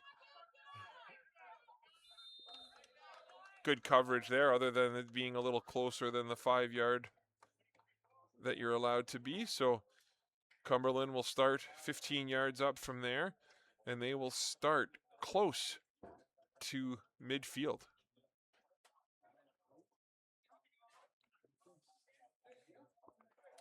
And one of those touchdowns that Cumberland scored in the first half was of the defensive variety. Cumberland's offense has had some stuff going for them. The Sabercats' defense hasn't been easy to break by any means, and they've had a couple of good stands and deep in their own territory. This Cumberland offense definitely has some weapons and talent. It's just a matter of whether they've discussed seeing something in the first half that's going to allow them to open up another part of their offensive playbook. Panthers will take the field next week against the Cornwall Wildcats. So Cornwall's currently sitting with a 1-1 record as well. Here comes Melito. He hands the ball off. There's a flag up the middle again. Nice hard run yet again by Kananoku. Kananiko, sorry. Nice run hard. Nice hard run there. I love the way he runs the ball, right? He just puts his head down and, you know, he's not scared to get those tough yards. So we'll see what the flag is, though. It looks like they're talking to the Sabercats. So that'll be against Cumberland, and that's going to be a hold on the interior. So that'll be a 10-yard penalty. It'll be, we will replay first down. It'll be first down and 20. Yeah, and Kaniko's the type of running back, offensive lineman like too. He's the type to reward them for good blocks and effort because he follows them into the gap and just takes the yards that he needs in order to be productive. There's nothing worse than being a blocker and you set a block and you turn around and the running back didn't follow any of it. 100%. So here goes Melito again from the gun. Melito looks to his left, and there was nothing there. That was well covered by the Sault Sabercats. Ryder Strachan, Logan Lajinen, and Cam Williamson all with outstanding coverage on the right side of the field. Yeah, I think what that play design was meant to be was to draw the defense to the left of the quarterback with his eyes and with the motion, and then there was a little screen set up on the right. The Sabercats didn't fall for the window dressing, and they got enough pressure on Melito where the screen couldn't develop and he had to throw it away. Melito, second down and 20. He's got 3 receivers to his right. Again, he gets away from pressure, and there's a completion to Kamara. Kamara up just past midfield. So we're going to have, we do have another, is there a flag on the play? Yep. Yeah, there is, and we'll see what the call is here.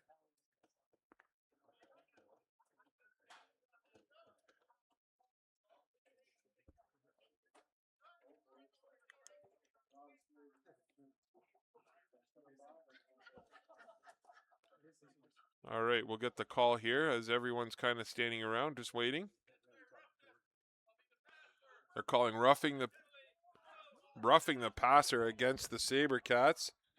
So That'll be an automatic first down, so they'll tack on 15 yards to the end of that play, and that'll bring the ball all the way inside the 40-yard line of the Sabercats.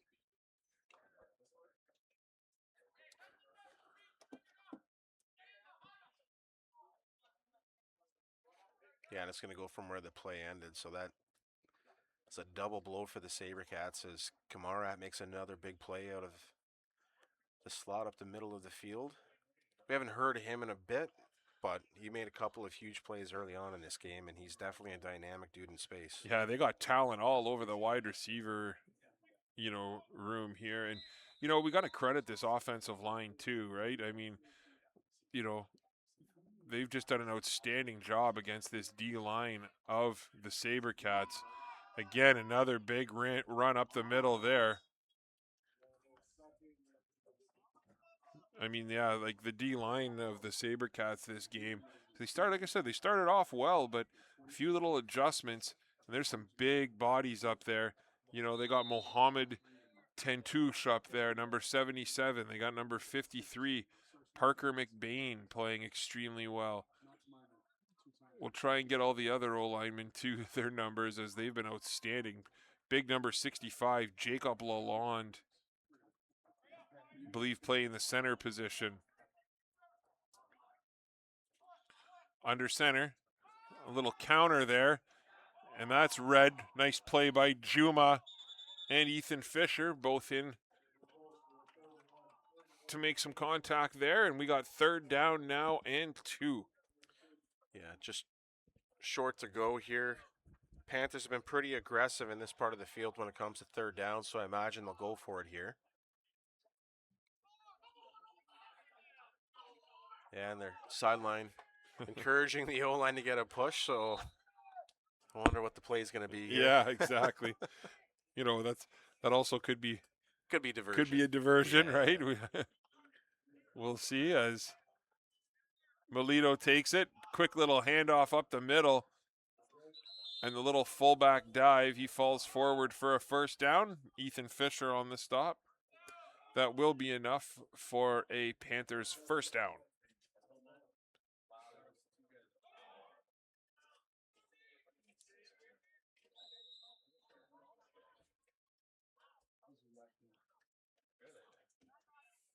Melito takes him out of the huddle.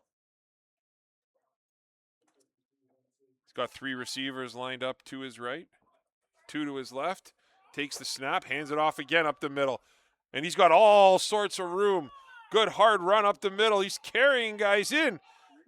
And he's carrying them down to the 1-yard line. My goodness, can he run?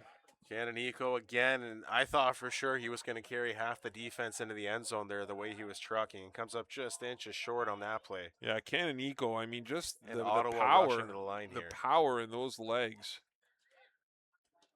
So Melito again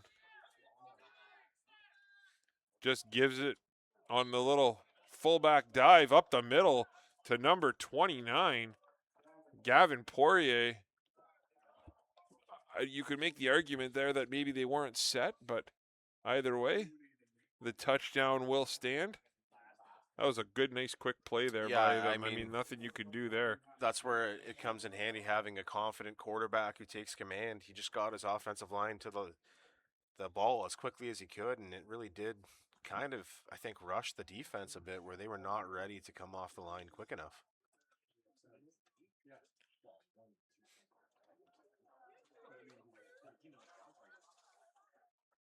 We spoke about Melito earlier and found out that he has no offers as of this moment for the next level. Yeah. I do think that he's a good, composed leadership type guy. He's got some great athleticism. I think mechanics is something that can be worked on with a quarterback. I also understand he's a bit undersized, but yeah, who doesn't want, say, a slot back at the next level who played quarterback in high school, who understands offense? I hope he gets a chance somewhere.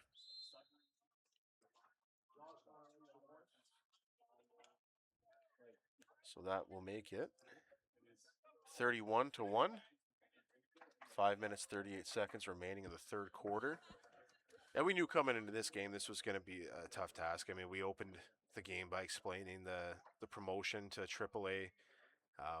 the way that the system works is that the top 2 teams the previous year go up to AAA. The bottom 2 teams at AAA go down to AA. It's a promotion Yeah. relegation system, much like they have in like European soccer, for example.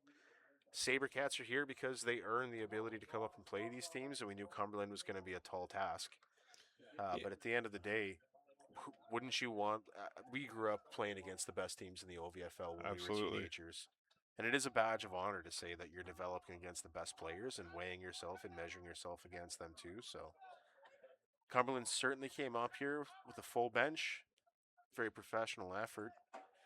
Yeah, and you know what? To your point, right? Like, we've had a lot of success here in the Sioux recently, and it's been a challenge. And you know what? You got to give these kids a lot of credit, right? These players have stepped up and said, yeah, you know what? We'll take on this challenge. We'll give it a shot, and they're showing up every day, and it's a credit to the coaching staff and a credit to the players, and a credit to the management as well, right? They're out here, they're competing, they're playing their best, and nothing wrong, like nothing to hang your head over here.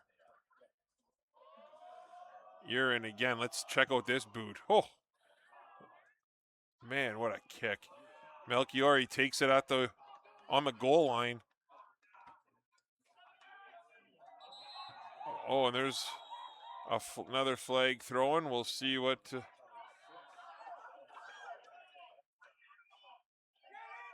you know what? The Sabercats player, whoever that was that went in late, I don't think he was trying to start anything. I think he was just trying to pull the, get the Cumberland player off of him. It wasn't He like... was baited into that a little bit, Yeah. I think. But I also don't like that our sideline is coming out to be involved in that either. You're running the risk of making this a little bit more feisty than it needs to be, Yeah. especially in a blowout like this. We don't want any tempers to start flaring and kids getting hurt because, poor decisions are being made in a blowout like this. Absolutely.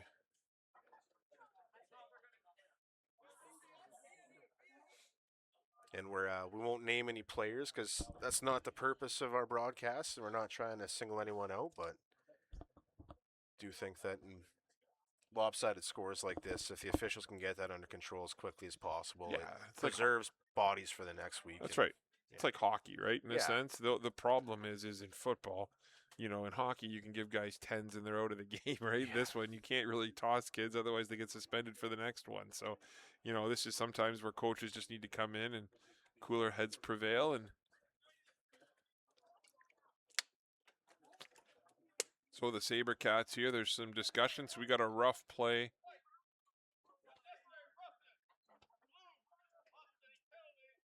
Yep, so offsetting penalties, good calls there. Good call by the officials there, I think.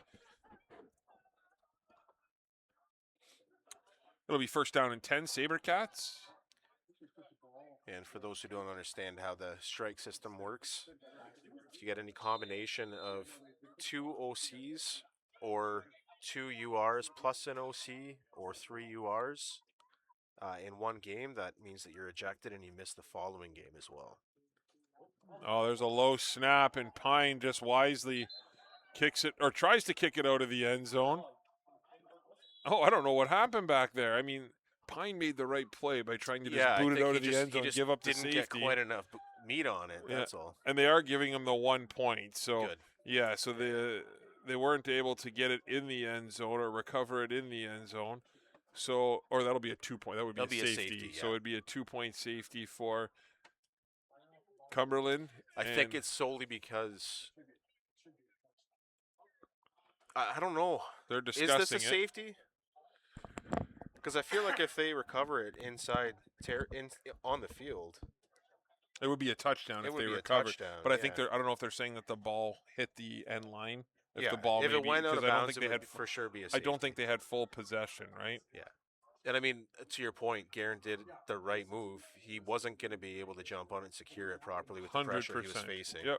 So he was trying to settle for the safety, and unfortunately, I just don't think he got enough of the foot on the ball. Because he had a guy on him too, right? So, and you know what, we talk about this team as well, but you look down here, and there's a guy who's going to play, university football at Windsor, Aiden Wanch, one of the best, defensive linemen in the province. And, he's eligible to play for this team, but, because he is going to the next level, he's not playing this summer. So that's a huge loss as well for the Yeah. Sabercats. And lost one of the best running backs in Sault Ste. Marie history to going to university a year early and playing at Windsor already. Yeah. So they are calling a safety.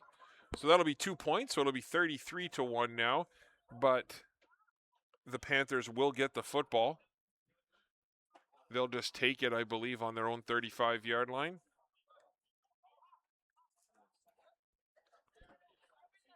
So it'll be first down and 10, Cumberland, with 5:11 to play here in the third quarter.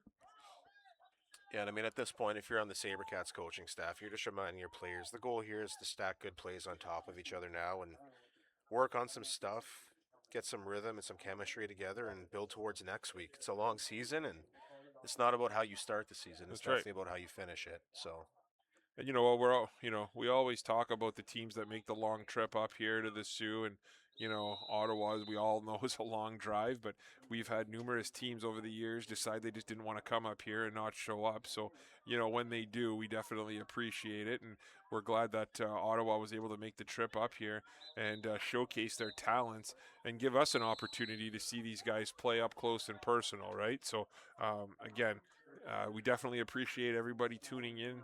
And we appreciate, Ottawa coming up here and giving us this game. This has been it's been fun to watch them, and it's a stepping stone for where kind of we need to get to, right? yeah, and I mean, I think we always talk about it. We're very proud of our football program up here. We like showcasing what we have too for the size of our city. So anytime we get good players that come here, coaches that bring a good roster and a good staff, obviously spend money on our city when they come here, see the city that we're very proud of. We're always appreciative of these long trips, and we understand the long trips too. We have to Oh my take them goodness, we every do other them all the weekend. time. So, But you know what else is it's also an added bonus to come up here because you got Coach Orzetti sitting up here and Coach Antonello from Sioux College, who are the Sioux College program up here started last year with some unbelievable success, and nice little pass and catch again there, and there's the run number one. Or sorry, Zero, zero. Waynesboro. That's Waynesboro, who went out earlier. So nice to see he's back. But again, it's an opportunity for these kids to come up here and get some exposure. I mean, the Sioux College program is just getting better and better, and Coach Orzetti is just doing a remarkable job there. So again, coming up here, getting to play in front of them, it's an opportunity to kind of get yourself seen to have a potential to play at the next level as well.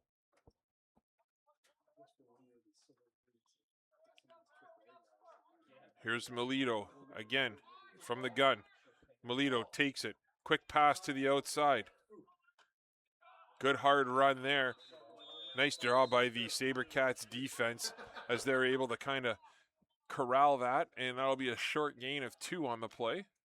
Yeah, and that's what you want to see from the Sabercats for the rest of this game. It's just showing effort, not quitting. It's always a good sign when you're still getting team tackles like that as soon as the ball is thrown. It definitely shows the character of this coaching staff and the players too. And AAA is going to be a beast. And the reality is that the only way they're going to start winning games is by going through this gauntlet a few times. So, get a couple of good plays, couple of good series together, put in some good effort. At the end of the day, you still have to have pride in the game that you have at the end of the day. No question. Melito now has it. Again, he looks. He's looking. He's got a man.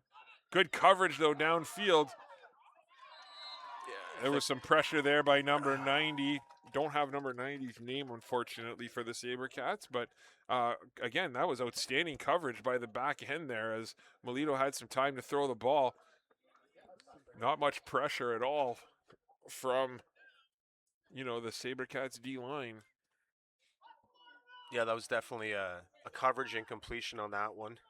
But again, like we said, effort for the rest of the game. I used to tell my guys and used to talk to teammates too when we played out of town. If that player across from you never plays you again, you make sure that they remember kids from the Sioux and players from the Sioux are tough, regardless of what the scoreline was. You're in on to punt again. He's been fun to watch here today, and there's another boot. My goodness, what a kick. Oh, what a Oh. play there. Great job by Juma to spin out of that tackle. And it's going to get a no yards Yeah, added on it too. man. For a second there, I thought he didn't see the man coming. Yeah. And now I'm wondering if he almost baited him into the Yeah. spin move. Again, we don't have a number 85. I apologize, but listen, Juma's not scared of anything, so that doesn't surprise me that he would stick his nose in there. So it'll be 15 yards added on, I believe, to the end of that return. So the Sabercats will take over first down and 10 with 2:40 to play here in the third quarter from their own, probably their own 25-yard line. 10 plus 15 is 25, I think. Yeah, Go back we're to still my good. Yeah. go back to my math days. That part of math hasn't changed. Yeah, since exactly, middle school. exactly. It's all the other math apparently that's Yeah. changed on us. The moon's almost a full moon coming up over there, over the horizon too. So. Oh, they didn't give him the no yards. Okay. Yeah, it looks like they picked it up here. If anything, it looks like they moved us back 5 yards. Yeah. Was that on us? Was that on the Sabercats? Maybe. Here we were rambling and we missed that one.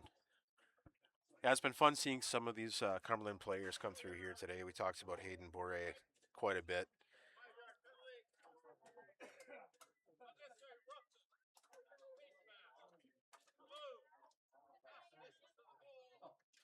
Oh, so they called no yards, then a face mask. Yeah, so the net difference was Yeah, 5 yards 5 against the yards, yeah. Sabercats. And it's odd you get a face mask when you're the returning team. But So it'll be half the distance to the goal. So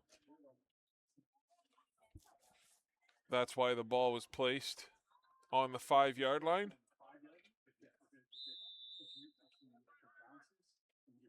Is that still Guerin in there? Yep. Okay, Guerin Pine again. Couldn't tell if that was 1 or 7 for a minute. Tries to hit Rive.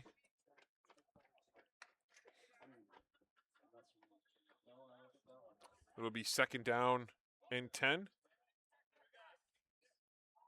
some players that we've really enjoyed watching coming up here from Cumberland today have been Waynesboro. Obviously, Molino's been an entertaining quarterback to follow along. Kamara's had a good game. Enjoyed watching Mark Pierre. Labriviere. Cononico obviously has had a good game at running back. Pine has it. Pine looks. Oh, they try and set up a screen and it's intercepted. Number 46. Noah Hubers, who we've talked about quite a bit so far today. Hubers has had an unbelievable game, and they read that. And that's going to be a flag. Yeah, an excessive celebration. Yeah, absolutely. But Hubers, what a play that was. The D lineman dropping into coverage, reading the screen. Pine didn't really see him there, didn't think, and Hubers tips the ball up and makes a nice play. Yeah, and that's likely going to send us to straight time here for the remainder of the game, as the point differential is going to go over 35 here in the second half. And once it gets to that point in this league for player safety, it's no longer optional. It's league requirement, I believe, so.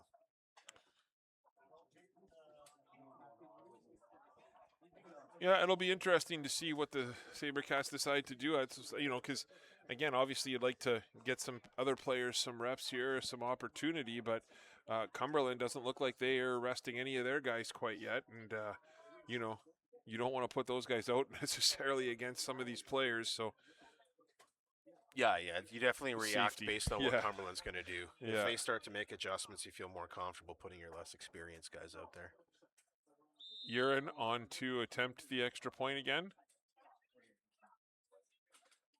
Snaps good, holds good, and the kick is good. So that will extend the lead to 40-1 in favor of the Panthers. You want to take a second and thank our sponsors? Yeah, for sure. So obviously our touchdown sponsor that we've mentioned a couple of times here today is Atlas Auto Parts. So we'll always make sure that we're appreciative of our special sponsorship partners. We also have Cosmos Cleaning and Maintenance, TDSS Consulting, Algoma Thunderbirds Athletics, Oklahoma District School Board, Huron Superior Catholic District School Board, Casey Security Services, Saultsports Clips. Some sponsors we haven't mentioned in a couple of quarters too: Freeze Frame Photos, Dance Care Incorporated, Steve Resk and Matthew Lance of Royal LePage, Northern Advantage, Mama Cass Cheesecakes,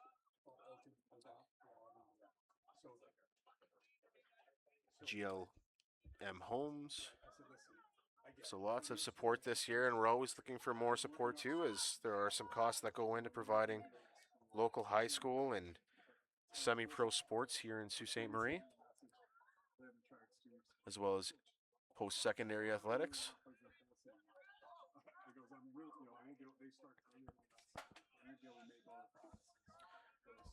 Yeah, and it's a red full moon out there too. I don't know if you're picking up on that camera or not, but it's nice there beautiful. in the background.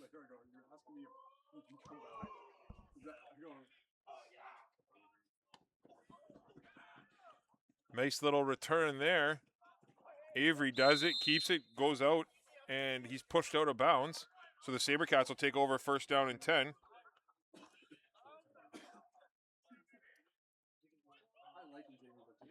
And it looks like Alex Hayes is going to come out and get a series or two here to finish this game.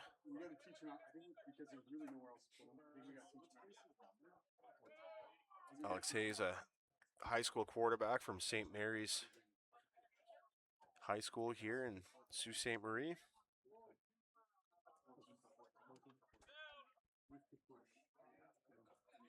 Yeah, Alex Hayes is, a younger player than Guerin.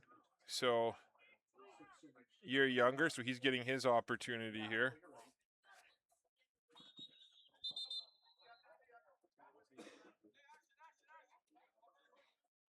Based on those flags coming out, I'm wondering if that's not on the offense for either formation or false start. Yeah, legal procedure on blue. So that's the only problem with rolling in subs sometimes, is not everyone is used to lining up where they're supposed to. Need some adjustments and coaching.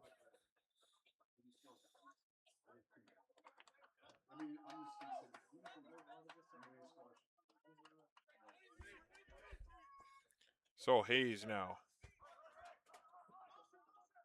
Levesque motions to the left. Oh, it's a low snap and doesn't even make it to Hayes, and it's picked up by number 44,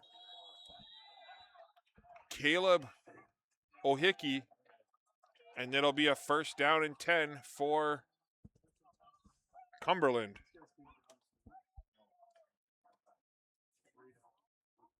We'll see what Cumberland decides to do here with their offense, if they're going to start rotating in some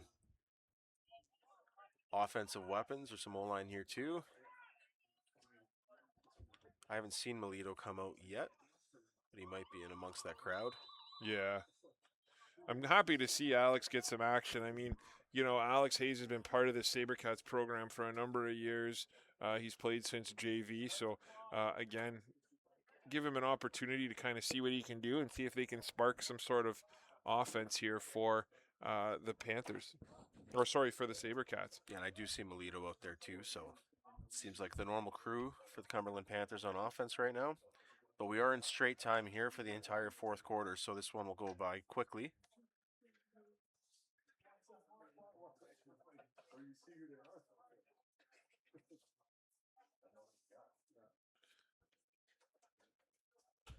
They don't seem too keen on rushing down there, so again, we got a straight time going on, so we'll see how long this lasts. But again, if you're the Sabercats, it looks like they still have their starters out there on defense, or they have most of their starters out there on defense anyway. And again, I think that, if you're the Sabercats, that's probably the right call here. Yeah, for sure. I mean, regardless of the score, we're still building towards the next game, as we mentioned before. Yeah. It's important to, kind of challenge the players to step up and finish the game strong.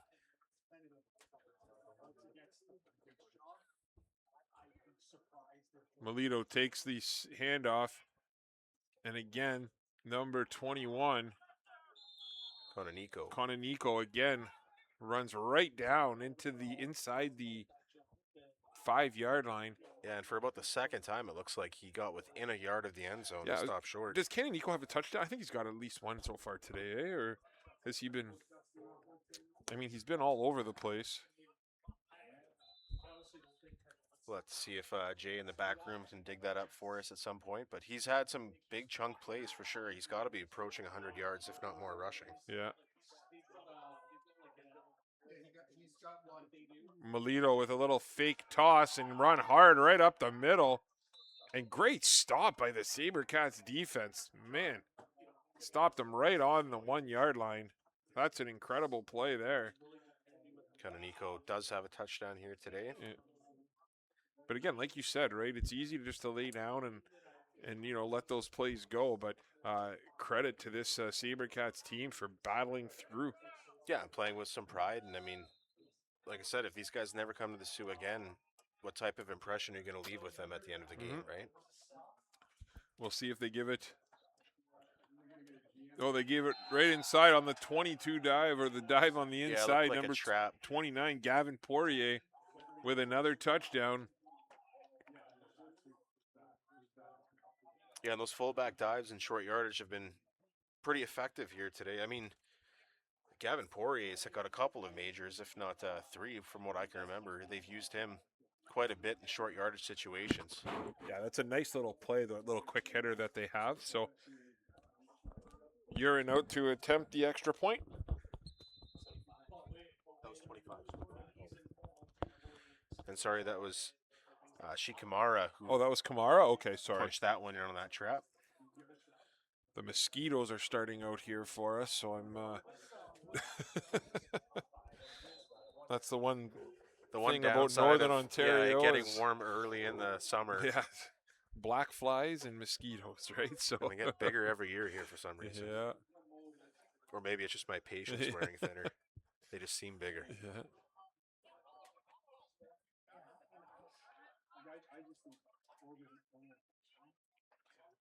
We'll give one last, or we'll try and give a shout out here to our sponsors yet again. Again, we appreciate all the support out there from the local community here in Sault Ste. Marie. It's a lot of work to bring these games to you, and we really appreciate all the support. So if you're out there listening and you're local, please go out and, you know, give these guys a shout out and give them a little extra business if that's all right. Yeah, and again, that last touchdown brought to you by Atlas Auto Parts here today. We've had a lot of sponsors. We've kind of broken them up and mentioned a few here and there, but you know, some of the big ones are the Algoma District School Board, Huron Superior Catholic District School Board,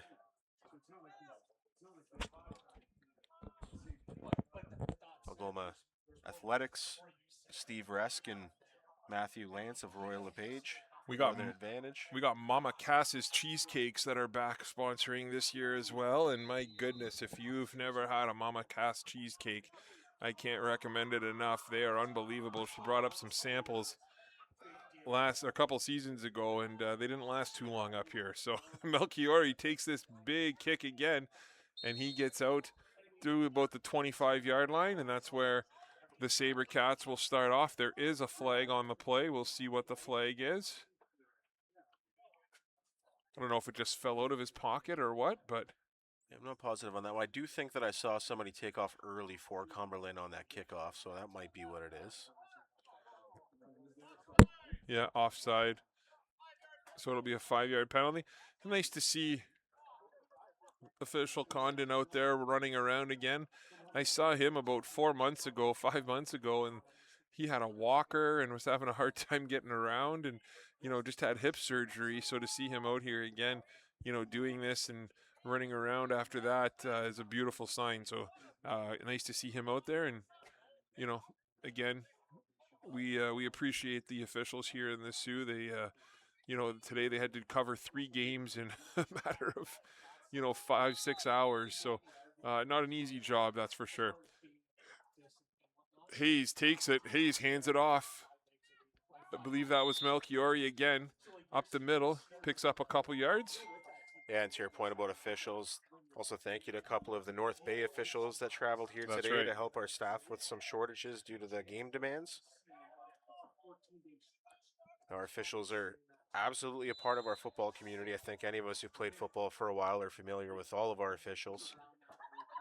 And games can't go on without them, and we're always very defensive about the treatment of our officials in this city too, just because they do have such a tight-knit group, and we lean on them so much to make sure our games can go.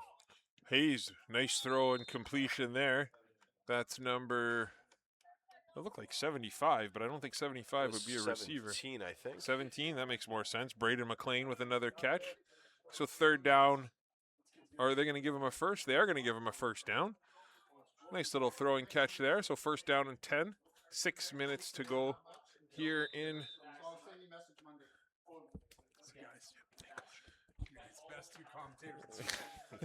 Coach Orizzetti came by to say hello. So Alex Hayes takes the snap. Hayes, quick little release. We got a flag there. And from where I came from, I didn't see Yeah. what that might be. I'm kind of don't really have a guess on that one this time. It didn't seem like there was a lot of contact downfield, and I don't know if it was maybe a receiver left bounds and came back in. I don't really know what to guess here.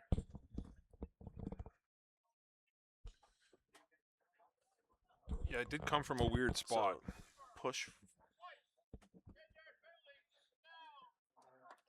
So that'll be a first down for the Sabercats due to the penalty. I couldn't tell. Maybe it was a push from behind. Maybe, yeah. I think that was the hands that we saw. Clock continues to roll here as we hit the 5-minute mark.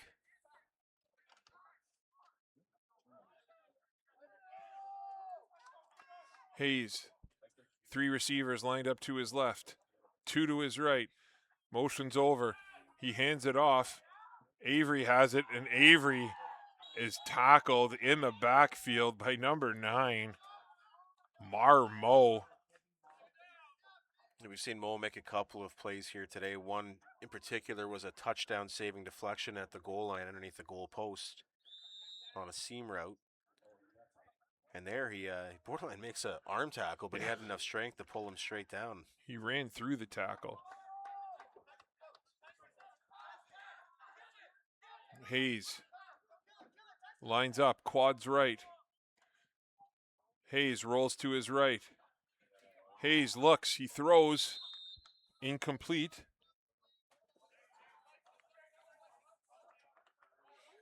The snaps seem to be, Hayes is a little bit shorter than Pine, and you're seeing Hayes have to jump for the snaps a little bit, it looks like, so he's a little bit slower to get out of the pocket there. But he looks good out there, moving the ball around, moving well, and again, coming off the bench cold, just trying to find some rhythm, so had a couple completions, which is a good start.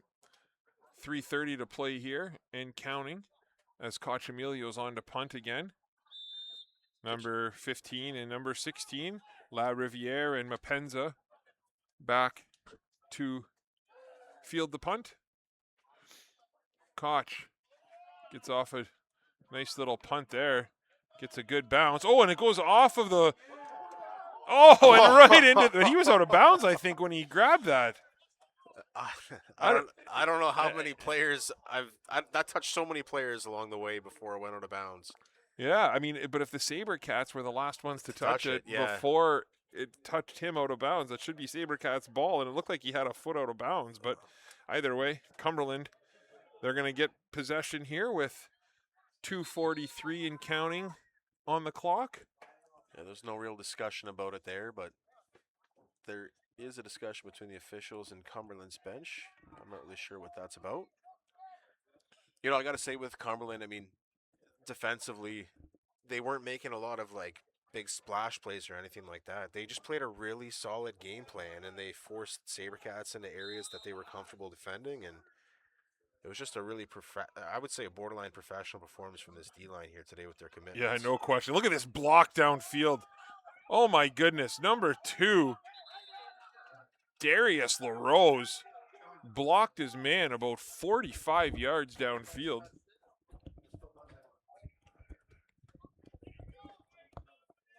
What a play there. Nice catch and run by Jacob Graval. 3-minute warning. A little bit late getting called here. It's almost 2 minutes left to go at this point, or less than 2 minutes left.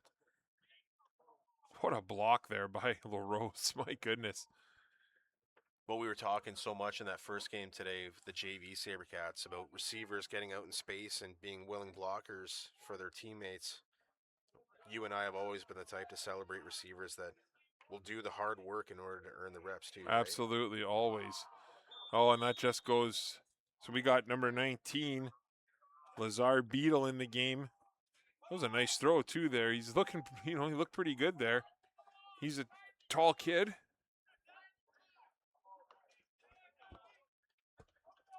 Running it down to the last minute here. 47-1 for Cumberland here in Sault Ste. Marie. Long bus trips always make it easier to ride home when you're leaving with a win, that's for sure.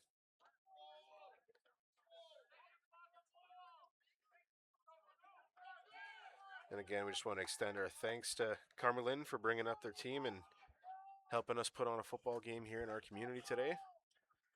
This might be the last play of the game, potentially. Little hit. Oh, there's a fumble. And I believe it's recovered by the Sabercats. Yep. It is recovered by the Sabercats, so good job there. Sabercats will have one last play here at the end of the game. We'll see what they decide to do.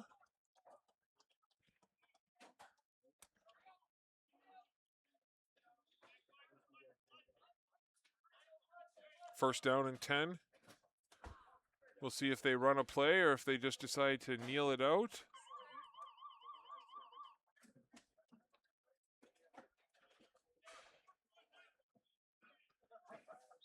And that's going to be the ball game. So the Cumberland Panthers come up here and take home a 47-1 victory over the Sault Sabercats.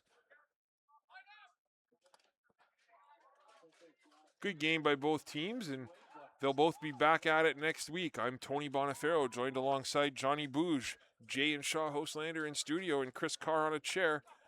We'll see you back here in a couple weeks from Superior Heights in Sault Ste. Marie. Thanks again for tuning in.